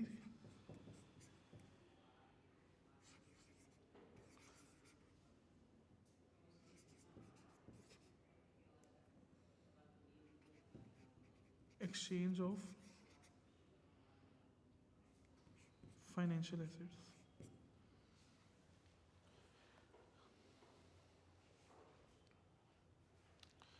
तो तो फाइनेंशियल सर्विसेज मेन क्या करता है, असिस्ट करता है मार्केट पार्टिसिपेंट्स को in the activities of exchanging of financial assets. ठीक है, बोरिंग लग रहा है साथ में? बोरिंग हो गया कितना टाइम हो गया? अभी सर 1 घंटा है, एक ही बजा नहीं। ब्रेक लेनी है आपको? 2 मिनट की ब्रेक ले लो, 2 मिनट के लिए कर लो अंदर ही। चलो सर स्टार्ट। सर कह रहा हूँ शार्क टैंक से यंग यंग बच्चा था ना, हमें ये नहीं पता था कि ये बोल क्या रहे हैं। भाई वो शुरू से उस चीज के अंदर मतलब घुसे हुए होते हैं, उन्हें बिजनेस ही करना है। नहीं, वो चीज़ों की तू टर्म्स की बात कर रहा है ना, वहाँ पे वो यूज़ क्या करते हैं, तो तुझे साइड बाय साइड वो बताते हैं, अगर नहीं बताते तो यू शुड सर्च ना खुद से। हमने कैसे बिजनेस स्टार्ट किया, हम सर वो भी देखते हैं ना सर। आप लोग बताओ कि कैसे मतलब मार्केट के अंदर एंटर करा जाए, किस तरीके से हम फंड को रेज कर सकते हैं, या कैसे इंटरेस्ट आपके अकॉर्डिंग बिजनेस कैसे स्टार्ट कोई पर्सन अब सर करे मैं तो। बताता हूँ, एक कल ना मैं शार्क उसको टैंक करना है start, नहीं नहीं, एक शार्क टैंक में मैं देख रहा था, दो भाई आए थे, ठीक है, उन्होंने एक अपना बिजनेस खोला है, लाइक वाटरिंग, जो प्लांट को हम वाटर करते हैं ना, तो जो होम प्लांट्स हैं, हम कभी भी उसमें पानी डाल देते हैं, हमारे को पता नहीं लगेगा कि ऊपर पानी नहीं दिख रहा तो मींस प्लांट के अंदर पानी है। तो उन्होंने उसको कंसेप्चुलाइज किया कि पानी अंदर ऑलरेडी होता है, उन्होंने एक ऐसा प्रोडक्ट बनाया जो खुद ही पानी सॉइल को देगा टाइमली। तो मतलब मेरे अकॉर्डिंगली अवेयरनेस, तुम मतलब तुम्हारा क्या माइंडसेट है, तुम्हें कुछ कर मतलब अगर तुम सोच के बैठे हो कि मुझे सिर्फ जॉब ही करनी है, तुम अवेयर ही नहीं हो कि ये सब चीजें भी हो सकती हैं। तो बट ये साइंटिफिक स्ट्रैटा हो गया ना, हर किसी का वैसा एप्टीट्यूड नहीं होता है साइंटिफिकली इन पीक में जाके चीज़ों को सोच सके। ये सारे आईआईटीज और मेडिकल्स वाले लोग ज़्यादा सोचते हैं जिनका साइंस यूनिक चीज़ है, आप कह रहे हो कि कम लोग सोच सकते हैं, यूनिक आइडियाज हर किसी के पास नहीं आते। हर कोई फैशन के बारे में बट सोचता है, बिजनेस वो कपड़े करेगा। बिजनेस भी है ना, बिजनेस तब भी आप कर सकते हो अगर आपके वो यूनिक आइडिया नहीं भी है। हाँ, बिजनेस के लिए स्किल्स चाहिए। सर शार्क टैंक में 10 एपिसोड्स में 10 लोग आते हैं जो एक ही कपड़ा बेच रहे हैं, अलग अलग, एक जैकेट बेच रहा है, कोई शैकेट बेच रहा है, बट थोड़े बहुत अपने लोगोस लगा दिए, थोड़े से उनके साथ डिजाइन में खेल लिया, तो वो कर रहे हैं। तो इतने सारे लोग तो ये है कि इतने से लड़के वगैरह आती है वो नकली बाल वगैरह बेच रहे हैं, तो वो क्या करते हैं, आप अभी गफ्फार मार्केट जाओ, सर गोवा में खरीद रखा है। गफ्फार मार्केट में जाओ तो वहाँ पर भी आपको गफ्फार मार्केट या कोई ना कोई मार्केट पकड़ो, वहाँ पर चाइनीज़ प्रोडक्ट वहाँ पर क्या करते हैं लोग, इंपोर्ट करके लाते हैं, ये सब चाइनीज़ होते हैं, इधर बेचते हैं। तो अब वहाँ से सारे बल्क में खरीदो माल, ऑनलाइन बेचने लग जाओ। तो ऐसी इतनी सारी कंपनी शार्क टैंक में आई तो वो बेचने लग गई। सारी कॉमर्स आ गई। बट ये इनका मैं क्वेश्चन का जवाब दे रहा हूँ, इसके बाद आपका जवाब देता हूँ। मेरे पास हो सकता है बताओ। सर, फर्स्ट ऑफ ऑल ना जो बिजनेस है ना, वो आपके माइंडसेट से होता है। ठीक है। आपका माइंड क्या सोच रहा है, आप चाहते हैं मैं स्टार्टिंग में ना कॉमर्स ही चूज किया, मुझे बिजनेस करना है, मैंने चूज ही नहीं किया मुझे जॉब करनी है या मुझे करना बिजनेस है, मैंने कॉमर्स के चक्कर में थी। अब मैं लोगों को बताऊं, तुम बिजनेसमैन हो ना, तो लोगों को पता कैसे चलेगा तुम बिजनेसमैन हो, तुम लोगों को जाकर बताओ ना, मैं जैसे मेरी चॉकलेट कंपनी है, मैं चलाता हूँ, लेकिन मैं लोगों को बताता हूँ, अभी कोई मेरे पूछता है ना मेरी चॉकलेट कंपनी है, लोगों को बताता हूँ कि मेरी कंपनी, तो मैं लोगों को बताता हूँ ना, तभी तो लोगों को पता चलेगा। बिजनेसमैन लोगों को बताएगा नहीं, बिजनेस में तो पता कैसे चलेगा, आप ऑनलाइन बेच रहे हो ऑफलाइन बेच रहे हो, भाई लोगों को एडवर्टाइजमेंट आनी चाहिए, बिजनेसमैन को खुद के बारे में मार्केटिंग आनी चाहिए। आनी सबसे इंपॉर्टेंट चीज है। बिजनेस हर चीज आपको एक्सपर्ट, लेकिन मार्केटिंग और स्ट्रेटजी में आप एक्सपर्ट हो जाओगे, या कुछ एक चीज में आपको एक्सपर्ट होना पड़ेगा बिजनेसमैन को, तभी वो बिजनेस कर सकता है। एक्सपर्ट नहीं है तब भी कर सकता है, लेकिन जब एक्सपर्ट हो जाएगा ना एक भी फील्ड में, तो हाई ग्रोथ प्रोस्पेक्टिव जा सकता है। मेरा पॉइंट ये है, मार्केटिंग तो करना बनता ही है, कोई भी प्रोडक्ट हो, चाहे वो प्रोडक्ट बिना मार्केटिंग के कोई बिजनेस चलेगा ही नहीं। अगर आप कोई भी बिजनेस देख लो, अगर तुम अगर अभी शार्क टैंक पे जिनको नहीं मिलता, फंडिंग नहीं मिलती, वो आते किस लिए, वो आते ही मार्केटिंग के लिए, कि उनका प्रोडक्ट दिख जाएगा। अब बहुत सी ऐसी कंपनी, बहुत लोग आते हैं। हाँ, फ्रूट चिप से रिलेटेड, फ्रूट चिप जैसी एक कंपनी थी, नाम भूल गया मैं क्या था, मतलब यही फ्रूट चिप नहीं, वो यही प्रोडक्ट बेचते थे। आज वो इतनी बड़ी कंपनी बन चुकी है, जिनको मिलता भी है, वो भी हजार करोड़ की कंपनी बन रही है, बिकॉज वो मार्केटिंग के पर्पस से आप ही का ये है, कुछ लोग क्या करते हैं कि जैसे आप शार्क टैंक पे आ गए, इतने बड़े प्लेटफॉर्म पे आ गए हो, टीवी पे आ गए हो, नेशनलाइज टीवी चैनल पे आ गए हो, तो नेशनल चैनल पे आ गए हो, आप टीवी पे आ रहे हो, तो अब आपको इतने बड़े प्लेटफॉर्म पे आपने मार्केटिंग करी है, तो आपको बड़ी बड़ी कंपनीज वैसे ही आके इन्वेस्टमेंट बैंकर कॉन्टैक्ट करेंगे, फंडिंग मिल जाएगी आपको। हाँ संजय जी, आप आपको गौरव तनेजा के बारे में बताओ। गौरव तनेजा फ्लाइंग 20 बार आए, फ्लाइंग बीस की उसने अपनी कंपनी खोली है, 20 लाइफ प्रोटीन की कंपनी खोली थी, तो उसकी एक घंटे में 1 करोड़ की सेल हुई है। अच्छा। उसको किसकी कोई भी 1 रुपए की नीड नहीं थी, वो आया था वहाँ पे 1 करोड़ की फंडिंग लेने के लिए 1% इक्विटी के लिए।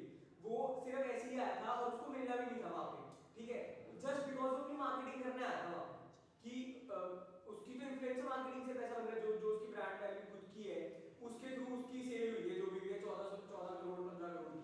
बट लेकिन वो उसको सिर्फ आया इसलिए था कि मेरी शार्क टैंक पे कंपनी चलेगी, तो जो लोग मुझे नहीं जानते वो भी मेरी कंपनी के बारे में सर्च करें। ऐसे बहुत लोग हैं, और ऐसे भी बहुत लोग हैं जैसे ये बता रहे हैं कि वो क्या करते हैं नॉर्मली, जैसे मैं आप ही का ही जवाब दे रहा हूँ कि नॉर्मली एक जगह से माल उठाया और वो ऑनलाइन बेचने लग गए और कंपनी बन गई, उनको भी फंडिंग मिल गई तो वो और खुश हो गए।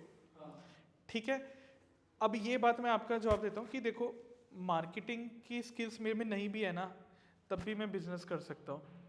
मार्केटिंग के स्किल्स या कोई और स्किल्स भी मेरे में नहीं है, धीरे धीरे डेवलप होते रहते हैं, या मैं किसी की हेल्प ले सकता हूँ, को फाउंडर लेके आ सकता हूँ, कोई ना कोई किसी की हेल्प ले सकता हूँ, पार्टनरशिप पे किसी से कर सकता हूँ।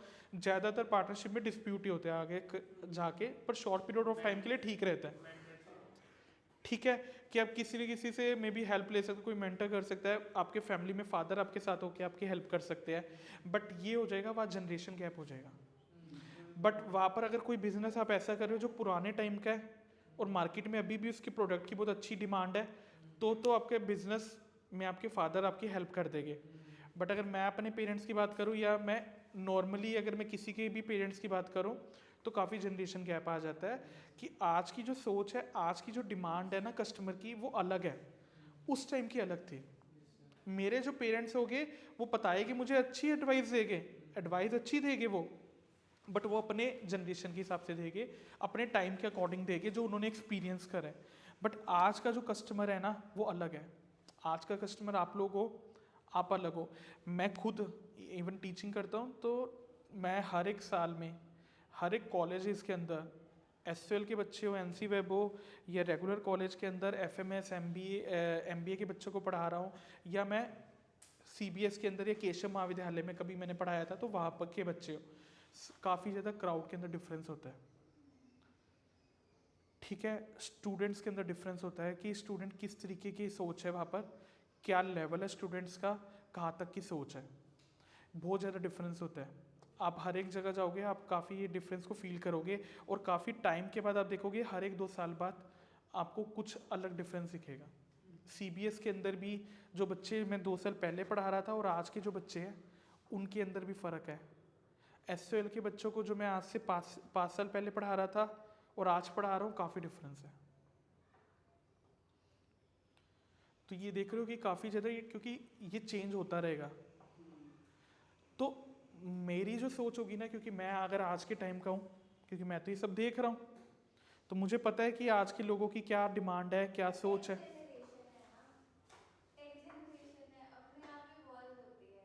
वो तो है ही है, वो तो है, बट मुझे एक ये है, आज की सोच पता है, माइंडसेट पता है लोगों का, तो उसके अकॉर्डिंगली मैं खेल सकता हूँ, मार्केट के अंदर गेम प्ले कर सकता हूँ। बट जो मेरे पेरेंट्स हैं ना वो अलग तरीके से सोचेंगे। एक तो ये बात हो गई, दूसरे मेरे को आज के किसी बंदे को पकड़ना पड़ेगा अगर मेरे पर नॉलेज नहीं है, ये खुद अपना थोड़ा बहुत झटके खा के ना एक्सपीरियंसेस करके मुझे समझना पड़ेगा। बट अगर मैं बहुत बड़ा झटका खा लूँगा ना, तो फिर तो मैं उस जगह पे जाऊँगा भी नहीं फिर से। अगर शेयर मार्केट में सीधे ही 4.5 लाख डुबा दिया, तो फिर शेयर मार्केट कोई अपने फ़ोन में खोल के बैठा होगा ना, तो मैं मुँह उधर करके निकल लूँगा। मुझे याद आ जाएगा 4.5 लाख डूबा है मेरा भी अभी। समझ रहे हो?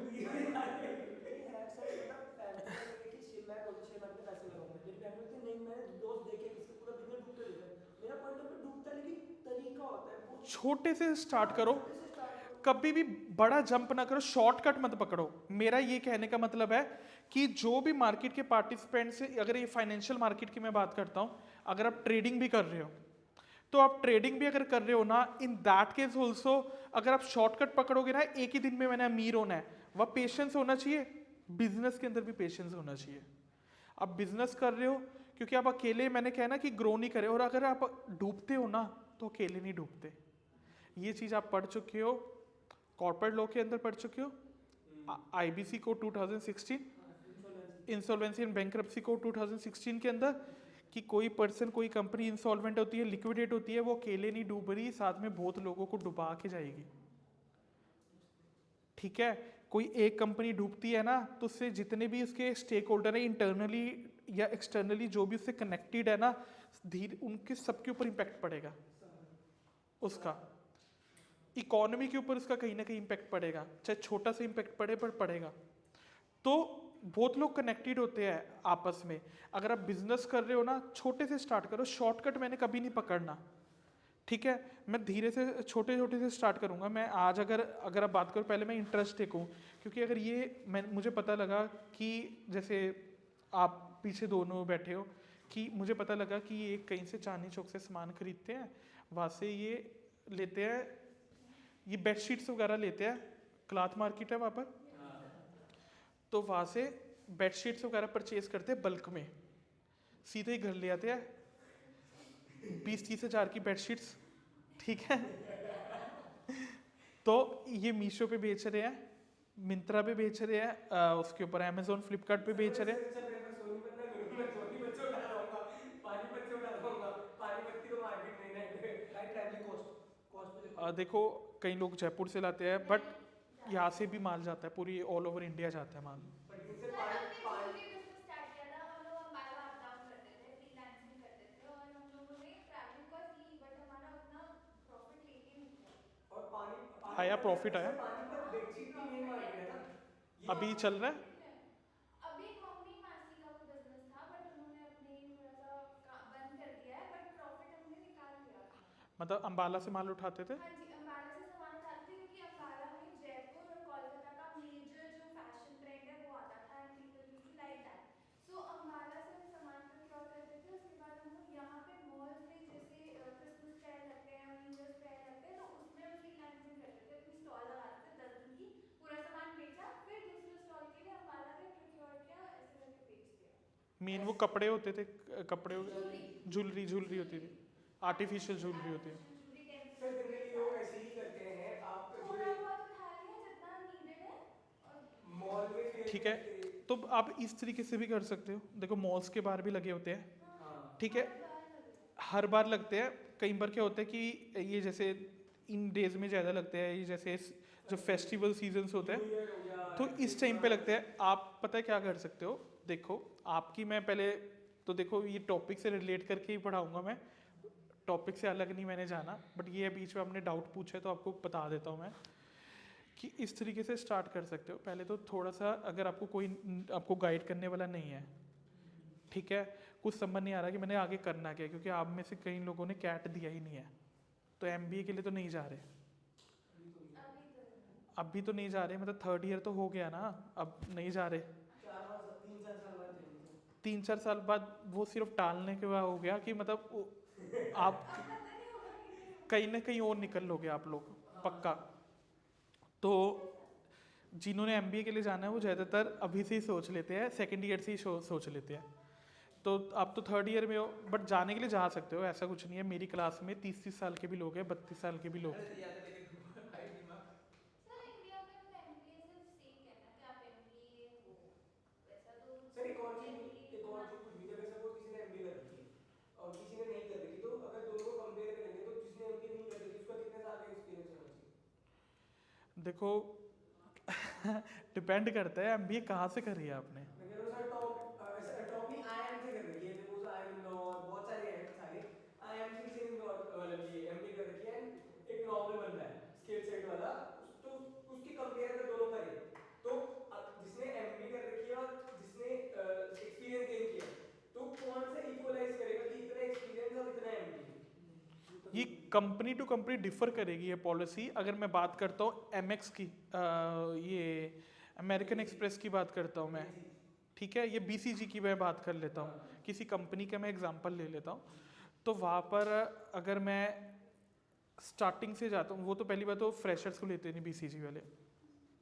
मैं जेनपेक्ट में मान लो 5 साल काम करा, या एक्सेंचर में मैंने 4-5 साल काम करा, मैं धीरे धीरे ग्रो करते हुए मैंने, आप ग्रेजुएशन के बाद में एक्सपीरियंस आप सीधा ही चले गए जेनपेक्ट एक्सेंचर के अंदर, लेवल 12 से आपको लिया वहाँ पर उन्होंने, धीरे धीरे धीरे धीरे आपको प्रमोट करते गए 2 साल 3 साल बाद आप प्रमोशन के लिए हो गए, और आपको करते करते आप पहुंचोगे 4 साल 5 साल तक आप गए, 3rd 4th लेवल तक पहुंच गए, 3rd लेवल तक, उससे ऊपर नहीं जाओगे।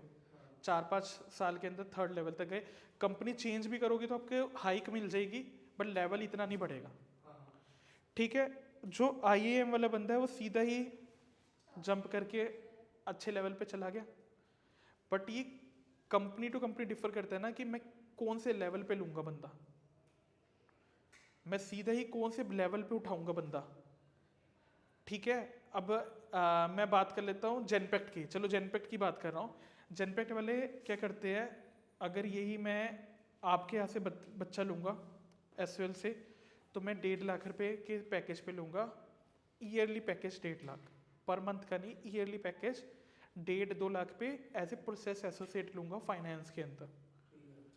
ठीक है, यही जेनपेक्ट सिलेबस सेम है, डिग्री सेम है। एग्जाम्पल ले रहा हूँ मैं, ठीक है, मैं ये नहीं कह रहा जेनपेक्ट का वो नहीं कर रहा, रिकॉर्डेड लेक्चर है। तो एग्जाम्पल ले रहा हूँ कि जेनपेक्ट होगी या कोई और कंपनी होगी।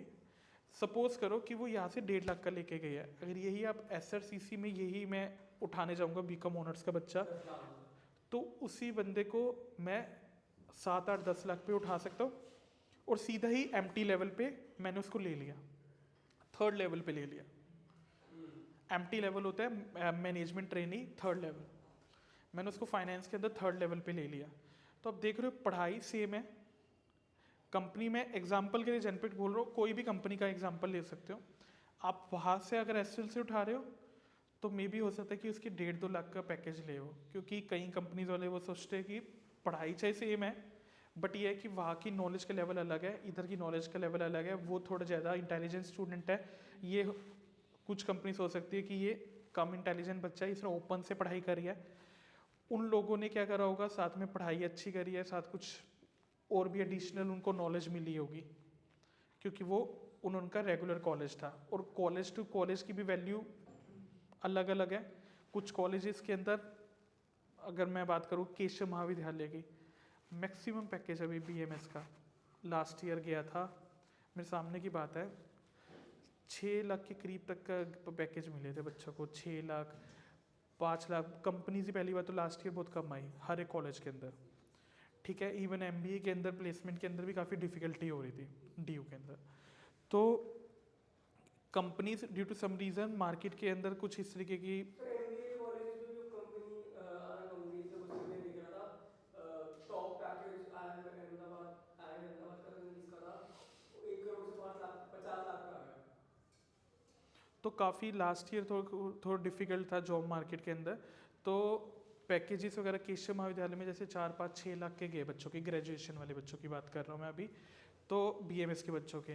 तो हमने मतलब कॉलेज वालों ने बड़ी मुश्किल से अलग अलग जगह से कंपनीज को बुलाया, कॉलिंग वाली कंपनीज को बुलाया कि कॉलिंग की जॉब्स के लिए या फाइनेंस की जॉब्स के लिए, बहुत मुश्किल से लोगों को, इवन जेनपेक्ट वाले भी आए थे। तो अलग अलग कंपनी से किसी ने 1.5 लाख का पैकेज ऑफर करा बच्चों को, किसी को 3.5 लाख का दिया। तो हर एक कॉलेज में भी डिपेंड कर, वही लास्ट ईयर एक कॉलेज है वहाँ पर 18 लाख का पैकेज गया सेम कोर्स का।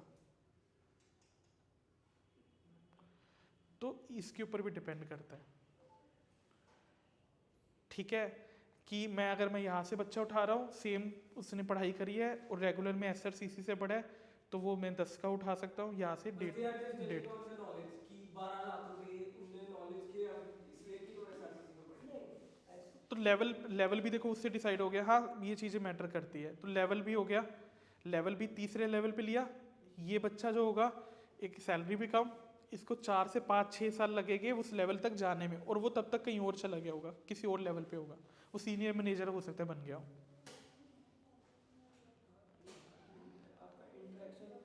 और यही बात अगर आपकी डाउट की बस ये बात करता हूँ, तो इसके अंदर ये है कि अगर आप बिजनेस को स्टार्ट करो, तो पहले आपको, अगर आपके पास कोई अगर गाइड करने वाला पर्सन नहीं है, तो आपको खुद से ही थोड़ा बहुत एक्सपीरियंस करना पड़ता है। कि मैं अगर मान लो फॉर एग्जांपल, क्योंकि मैंने बताया ना कि आपके अकेले के पैसे नहीं डूबेंगे, आपके फैमिली वालों के भी पैसे डूबेंगे अगर बिना किसी नॉलेज के आप कहीं पर भी इन्वेस्ट कर देते हो। अब थोड़ा थोड़ा जैसे कहीं पर स्टॉल लगा सकते हो, कहीं पर ऑनलाइन सामान बेच सकते हो। आप मार्केट में देखो आपके प्रोडक्ट की क्या डिमांड है, पहले तो आप उसको एनालाइज करो, पहले देखो कि प्रोडक्ट कौन सा बेच सकता हूँ। उसके लिए आपको क्या करना पड़ेगा, मैंने डिसाइड कर लिया कि ये कपड़े बेच रहे हैं तो मैं कपड़े बेच सकता हूँ या नहीं, मेरे को चेक करना है। तो मैं मार्केट के अंदर मैं ऑनलाइन भी अपना थोड़ा लिस्टिंग करी अपने प्रोडक्ट की, और मैं मार्केट के अंदर भी मैं क्या करूँगा, जैसे स्टॉल्स वगैरह उन्होंने बताया ऐसे बेच सकता हूँ। मैं ये जो वीकली मार्केट्स लगती है, थर्सडे बाज़ार वगैरह, इधर इधर जाके देखो, होती छोटी मार्केट है बट यहाँ से लोग मोटा पैसा अर्न करते हैं। तो मैं अपने मार्केट के मेन, मेरे को क्या करना है, प्रोडक्ट की डिमांड देखनी है, मैं वहाँ पर जाके भी सामान बेच सकता हूँ। उससे क्या होगा, मुझे डिमांड पता लगेगी ये कितने लोग ले रहे हैं। एक बार मैंने लगाया, एक वीक में कुछ तो बिकेगा, ऐसा कुछ नहीं है, बार लॉस नहीं होता। तो कुछ तो माल बिका, अब नेक्स्ट वीक में फिर गया, फिर कितना प्रोडक्ट बिका, वही कस्टमर वापसी आ रहे हैं नहीं आ रहे हैं, कितने कस्टमर मैं रिटेन कर रहा हूँ पूरे महीने के अंदर, ठीक है, रिपीटेड कस्टमर कितने हैं, ठीक है, नए कस्टमर कितने आ रहे हैं, लोग खरीदना चाह रहे हैं प्रोडक्ट या नहीं। अब मान लो कोई प्रोडक्ट ऐसा होता है ना कि मैं गया खरीद के आया मार्केट में, मेरे को इतना अच्छा लगा, मैं नेक्स्ट वीक में और लोगों को भी ले आया। तो वो चीज़ आप नोटिस करोगे जब बिजनेस कर रहे होगे ना, कि देखो मेरे ये प्रोडक्ट लेके गए थे, इसको इतना अच्छा लगा कि ये फिर से आ गया। जब कस्टमर रिपीट करता है ना, आपको अंदर से अंदर बहुत खुशी होगी, मोटिवेशन मिलेगा। तो उससे क्या होगा कि मैं अगर इनको बेच सकता हूँ तो बाकियों को भी, तो इससे मेरे इंटरेस्ट, अगर मान लो मैं बैठा रहा कोई लेने ही नहीं आया, इसके तो मेरे कुछ ना कुछ तो प्रॉब्लम है, या तो प्रोडक्ट में प्रॉब्लम है, मार्केट में या तो डिमांड नहीं है, या मेरी प्राइसिंग स्ट्रेटेजी बेकार है, कुछ ना कुछ तो गड़बड़ है। तो उससे बेटर है मैं रेंट पे कहीं दुकान ना लूँ या कहीं दुकान ना खरीदूँ, मेरा पैसा डूब जाएगा वहाँ, टाइम ना वेस्ट करूँ, अलग चीज़ पे जाऊँ, या तो कोई और बिजनेस करूँ या जॉब करूँ। जैसे जैसे अगर मान फैशन इंडस्ट्री है, अब जैसे मैंने कंपनी खोली, मैंने उस वहाँ से माल उठाया, ठीक है ना, मतलब कि वो कोई कपड़ा, सब नहीं कर पाते, मैं नहीं कर पाऊंगा, सब नहीं कर पाते। ठीक है ना, मतलब वहाँ से सूट उठाया, मैंने ऑनलाइन बिजनेस स्टार्ट कर दिया अपने टैग लगा करके। लेकिन ये तो हो सकता है सर, कोई कंपनी अपना बेच रही है, कोई ये तो ऑब्जेक्ट हो सकता है कि तो ये जो डिजाइन है, डिजाइन की रजिस्ट्रेशन करवाना पड़ेगा। नहीं, ये नहीं होता नहीं सर। वो बात, क्या ट्रेड में से डिजाइन को ट्रेडमार्क करवा लिया कंपनी ने, वो बात कर रहे हैं, सेम डिजाइन बेच नहीं सकती, फेक कॉपी बिकती है, फेक कॉपी बिकती है मार्केट में। थोड़ा सा उसके अंदर हल्का मतलब डिज़ाइन चेंज करके फिर भेज दो। अच्छा, मतलब ऐसे ऐसे भी होता है कि इसमें प्रोडक्ट में हमको रजिस्ट्रेशन कराना पड़ता है कि ये हमारा प्रोडक्ट है। ऐसा कुछ नहीं है, अच्छा, ऐसे तो सब करने लग जाएगी तो फिर तो मार्केट में कुछ बिकेगा नहीं ना। बनेगा नहीं, बनाएंगे नहीं। ठीक है, कि अगर मैं मान लो कि मैं चश्मे के ऊपर पेटेंट ले लिया मैंने, ये बोला कि ये चश्मा ये मैं ही इस शेप का बनाऊंगा, वो तो है ही पेटेंट। मैं वही तो कह रहा हूँ, तो फिर ऐसे तो कोई मार्केट में काम ही नहीं कर पाएगा ना। न्यू टेक्नोलॉजी होगी बिल्कुल, इसमें अपने न्यू टेक्नोलॉजी इंट्रोड्यूस करी है, इंटेलेक्चुअल प्रॉपर्टी। समझ रहे हो, वो तो अलग मैटर, चलो टेक्नोलॉजी का आप अलग ले लो, पर आप डिज़ाइन के ऊपर भी हर एक डिज़ाइन के ऊपर इस तरीके से नहीं कर सकते ना, नहीं तो फिर मार्केट में कुछ बिकेगा ही नहीं। तुम अपने कुछ, लोगों पे ले सकते हो, अपने और चीज़ों पे, पर प्रोडक्ट पे तो थोड़ी थोड़ी बहुत पेटेंट ले सकते हो। ठीक है, प्रोडक्ट पे होता है टेक्निकल टेक्निकल क्लियर है। तो होता तो होगा होता है, प्रोसेस में होता है, एक काम के होने का प्रोसेस में तो वो होता है, पेटेंट होने की काम ऐसे ही होगा। सर, एक्टर भी तो एक तरीके का प्रोडक्ट ही है ना, उन्होंने अपने नामों पे ले रखा है ना कॉपीराइट, तो ले तो सकते हैं वैसे प्रोडक्ट्स पे, जैसे जो वो है म्यूजिक वाला कॉपीराइट, कॉपीराइट कह रहे हो, so you are talking about copyright ना, तो कॉपीराइट का भी देखो, हर एक चीज़ पे भी कॉपीराइट नहीं ले सकते, कुछ चीज़ों पे कॉपीराइट ले सकते हो, जैसे अब कंटेंट के ऊपर आप बात कर रहे हो तो कंटेंट के ऊपर तो कॉपीराइट होता है। नहीं सर, और अगर एक और चीज जैसे भी बोला ना कि बड़े बड़े एक्टर्स ने अपना कॉपीराइट दे दिया, बट लेकिन फिर भी स्मॉल डोमेस्टिक जो बिजनेस है वो फिर भी उनका नाम यूज करते हैं और बहुत तरीकों में करते हैं। वो तो तरीका, हाँ तो तरीका मेरा तरीका उससे मिला कर सकते हो। तो वो तो अगर पता लग गया तो उसको हटवा देंगे वो। सर पता किसको लग रहा है, अगर विराट कोहली का नाम आपने जनरल स्टोर पे यूज कर रहा हो, तो मार्केट में हर तरीके का काम होता है, लीगल भी होता है, इलीगल भी होता है, हर एक चीज़ होती है, ठीक है, वो कोई प्रॉब्लम नहीं, वो एक अलग मैटर है, सब चीज़ें होती है मार्केट के अंदर। हमें मेन अभी पढ़ना है कि मेन तरीका क्या होता है, कॉपीराइट, ट्रेडमार्क, पेटेंट, ये सारी चीज़ें जो होती है ना, इंटेलेक्चुअल प्रॉपर्टी राइट्स जो होते हैं, इससे क्या होता है, रिस्ट्रिक्शंस लगती है रॉयल्टी मिलती है, इनकम मिलती है, ठीक है, परमिशंस लेनी पड़ती है। इसके अलावा विदाउट अगर परमिशन करोगे तो फिर वो उस केस में वो हटा दिए जाएगी, आप पे केस हो सकता है कल को। आपको पता है कि अगर आप कोई बुक लिख रहे हो, उसके ऊपर अगर आप किसी का कंटेंट चोरी करके लिखते हो, वो पकड़ा जाएगा, प्लेजरिज्म आएगा, तो आपके ऊपर केस हो जाएगा, लाखों रुपए का कॉम्पनसेशन आपको देना पड़ सकता है, रॉयल्टी अलग से देनी जो बुक लिखी है। ठीक है। सर एक पैराग्राफ में अगर कॉपी कर दिया हाँ, विदाउट इन्फॉर्मेशन। अरे सर बीच में बाद में क्रेडिट दे दो ना। आप अगर क्रेडिट दे देते हो, अगर क्रेडिट देते हो ना तो कोई प्रॉब्लम नहीं। तो बता दो ना उसको, लोगों को बता दो। क्रेडिट दे रहे हो, नहीं परमिशन नहीं है। सुनो सुनो सुनो, एक तो होता है कि मैं परमिशन ले रहा हूँ किसी का कंटेंट को लिखने की या पर करने की, बट मान लो कि कई बार क्या होता है कि मैं कुछ पोर्शन सिर्फ उठा रहा हूँ, पूरा का पूरा नहीं उसका यूज़ कर रहा कंटेंट, तो कुछ पोर्शन के लिए उसकी परमिशन नहीं ले रहा, बट उसको क्रेडिट देना पड़ेगा, उसका मेंशन करना पड़ेगा कि ये चीज़ मैंने वहाँ से उठाई है। उससे क्या होगा, उसकी भी कंटेंट की पब्लिसिटी होगी और उसको क्रेडिट भी मैंने दे दिया कि देखो क्रेडिट फ्री का उसको मतलब दे दिया, उसने काम करा है, मैंने नहीं लिया क्रेडिट कि काम आपने करा है, मैं ये नहीं कह रहा कि मैंने करा है। लोगों को पता लगा कि ये देखो इतना पोर्शन मैंने वहां से लिया है। अब मैं रिसर्च पेपर की बात करता हूँ तो रिसर्च पेपर भी इसी तरीके से बनते हैं कि मैंने किसी की चीज़ को उठाया, उसके ऊपर मैंने और कुछ इनोवेट करा, कुछ न्यू चीज़ मैं लेके आया, तो एडिशन करा, ठीक है, पर मेंशन तो करना पड़ेगा ना किसका उठाया है। मैं ऐसा तो नहीं कि कुछ सब कुछ ज्ञानी ध्यानी हूँ कि मेरे को सब कुछ अपने आप पता लग रहा है, किसी न किसी की चीज़ तो उठाऊंगा फिर तभी उसके ऊपर आगे वर्क कर सकता हूँ। वो लीगल हो गया। अगर आप किसी को क्रेडिट दे रहे हो किसी के काम का तो लीगल, बिना बताए कुछ पोर्शन ले रहे हो तो पूरा उठा के कर रहे हो ना, कि मान लो जैसे जे.आर. मोंगा मैंने उठा ली बुक, एक जे.आर. मोंगा आती है, जे.आर. मोंगा उठा के मैंने अपना नाम लिख दिया, तो वहाँ तो मेरे पे देखो जेल हो सकती है, केस भी होएगा मेरे ऊपर। और वो परमिशन मुझे क्यों देगी कि मैं पूरी बुक अपने नाम पे करूँ? वो कहेंगे तो या तो आप मुझे करोड़ों रुपए का अमाउंट दे दो, तो फिर ले लो। जो वैल्यू है, जो मार्केट वैल्यू है उसके अकॉर्डिंगली वो हो सकता है मुझे पूरी बुक बेच दे कि आप अपने नाम पे बेचो, मुझे 10 करोड़ दे दो, ठीक है। तो ऐसे कर सकते हो कुछ पोर्शन को विदाउट परमिशन, बट ये क्रेडिट देना पड़ेगा। उससे क्या होगा, उनका भी एक पब्लिसिटी हो रही है कि मार्केट में पता लग रहा है कि हाँ ये कंटेंट भी है इस बंदे का।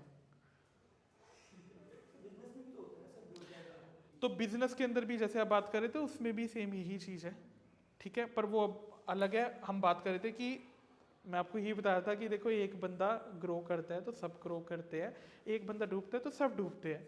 तो आपको अगर बिजनेस कर रहे हो, कुछ कर रहे हो, तो एक तो टाइमली देखना पड़ेगा कि मैं पैसा कैसे इन्वेस्ट करना है, किसके थ्रू करना है, मार्केट में कौन से इंस्ट्रूमेंट से फंड लेना है, मैंने कहाँ पर कम रिस्क है, अगर इन्वेस्ट करना है तो अपने रिस्क के अकॉर्डिंग करना है कि रिस्क अवर्स हूँ, कितना रिस्क लेना है, कितना ले सकता हूँ, रिस्क टेकर हूँ, तो उसके अकॉर्डिंग देखना है। तो मार्केट पार्टिसिपेंट इस तरीके से डिसीजन लेते हैं for achieving their objective. Objective कुछ भी हो सकता है कि मैंने प्रॉफिट अर्न करना है, कैपिटल एप्रिसिएशन लेना है। कई लोगों का सिर्फ ऑब्जेक्टिव होता है कैपिटल एप्रिसिएशन लेना, उनका रिटर्न लेना इतना वो नहीं है कि एक पीरियोडिक रिटर्न उनको नहीं चाहिए, वो ये है कि मोटा रिटर्न उनको एक ही बारी में उनकी वैल्यू बढ़ जाए शेयर्स की, वो मार्केट में बेच के निकल ले, ठीक है। अब आपको पता होगा इक्विटी शेयर्स के अंदर डिविडेंड कुछ ऐसा नहीं है कि मैंडेटरी मिलेगा ही मिलेगा, तो कई कंपनीज नहीं भी देती, एज ए रिटेन अर्निंग रख लेती है, तो बट शेयर होल्डर्स को कोई ऑब्जेक्टिव नहीं होता, उसको लेके कुछ वो ऑब्जेक्ट नहीं करते कि नहीं ऐसे नहीं आपको करना चाहिए, कोई भी ऑब्जेक्ट नहीं करेगा उस चीज़ को लेके कि मुझे दो डिविडेंड देना ही पड़ेगा। कंपनी के लिए भी मैंडेटरी नहीं और शेयर होल्डर भी खुश है। हाँ जी,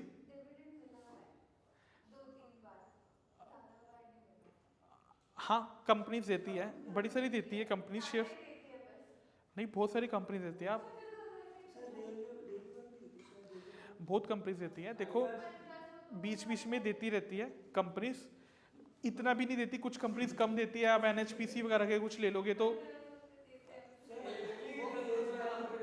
लोगों को पता होता है कि जो उनकी मार्केट उन्हें डिविडेंड देंगे, फेस वैल्यू पे डिविडेंड होता है, ये नहीं पता होता लोगों को, लगता है कि उनकी मार्केट वैल्यू ना उस पे इस चक्कर में कम हो लगता है, उन्हें कम लगता है। हाँ, बट सब कंपनीज नहीं देती है। क्या होता है कि मैं मान के चलो इसी के टॉपिक ले लो कि अगर मैं सारा पैसा मैंने पूरे साल में अर्न करा है, मैंने बहुत अच्छा प्रॉफिट हो गया मुझे, 20-30 लाख का प्रॉफिट हो गया। मैंने आप लोगों को खुश करने के लिए, शेयर होल्डर्स को खुश करने के लिए अभी डिविडेंड डिस्ट्रीब्यूट कर दिया 20 लाख रुपए का, ठीक है। तो अब क्या है ना, 20 लाख आप लोग तो खुश हो गए, और मेरे 1-2 शेयर होल्डर तो है नहीं, पब्लिक लिमिटेड कंपनी बहुत लोगों में बांट दिए मैंने 20 लाख, सबको डिविडेंड मिल गया। बट क्या है कि अब अगले दिन ही कुछ मुझे फाइनेंशियल डिफिकल्टी हो रही है, कुछ प्रॉब्लम आ रही है, मुझे 20 लाख की रिक्वायरमेंट है। अब मैं इन सब लोगों को कॉल करूंगा ना कि जो मैंने कल पैसे ट्रांसफर करे थे प्लीज भेज दो, तो कोई मुझे देगा नहीं। समझ रहे हो, ये मेरी कंपनी के ओनर्स, रिश्तेदार नहीं देते वो, ये तो बिल्कुल लोग हैं। तो उस केस में फिर मुझे सोचना पड़ेगा कि फंड कैसे रेज करना है, मैं लोन लूं क्या लूं क्या लूं। बट ये तो मेरे प्रॉफिट का हिस्सा था ना, इसी को अगर मैं रिटेन करके रख लेता, इन लोगों को ना बांटता, रिटेन अर्निंग रख लेता अपने पास में, रिजर्व रख लेता, तो मैं इसी पैसे को कल को, मेरे को जब भी पैसे की रिक्वायरमेंट थी वो काम आ जाते मेरे पास, ठीक है। कल को ज्यादा बात थी तो बोनस शेयर दे देता इन लोगों को, जब भी कैपिटलाइज करता उस मनी को तो इनको बोनस शेयर्स बांट देता। बट ये कि अब मेरे को मतलब सोचना तो नहीं पड़ रहा ना कि एफपीओ लेके आना है मार्केट में या लोगों से फंड लेना है, एफपीओ का भी कितना लंबा प्रोसीजर है, ठीक है। जो रेगुलेशन है आईसीडीआर की, आपने पढ़ी है?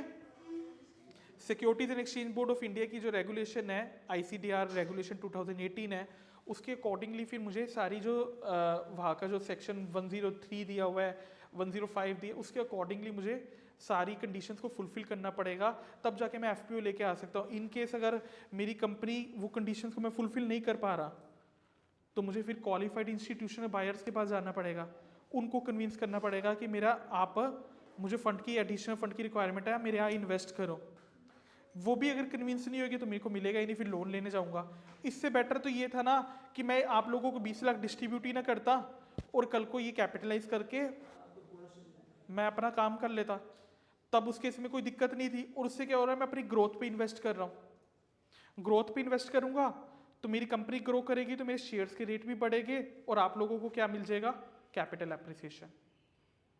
आप मार्केट में अच्छे रेट पे बेच के मार्केट से निकल लोगे तो काफ़ी शेयर होल्डर्स भी किसी को कोई प्रॉब्लम नहीं होती कि कंपनी डिस्ट्रीब्यूट करे या ना करे, क्योंकि मुझे अगर डिविडेंड नहीं मिल रहा तो कल को ये कंपनी अपनी ग्रोथ पे लगाएगी पैसा, और उससे क्या होगा, मुझे कैपिटल एप्रिसिएशन मिल जाएगा, ठीक है। आज इतना ही कर ले, ठीक है। क्या टाइम हुआ है, कितने घंटे के, 10 मिनट और कर ले। 1 घंटा 10 मिनट।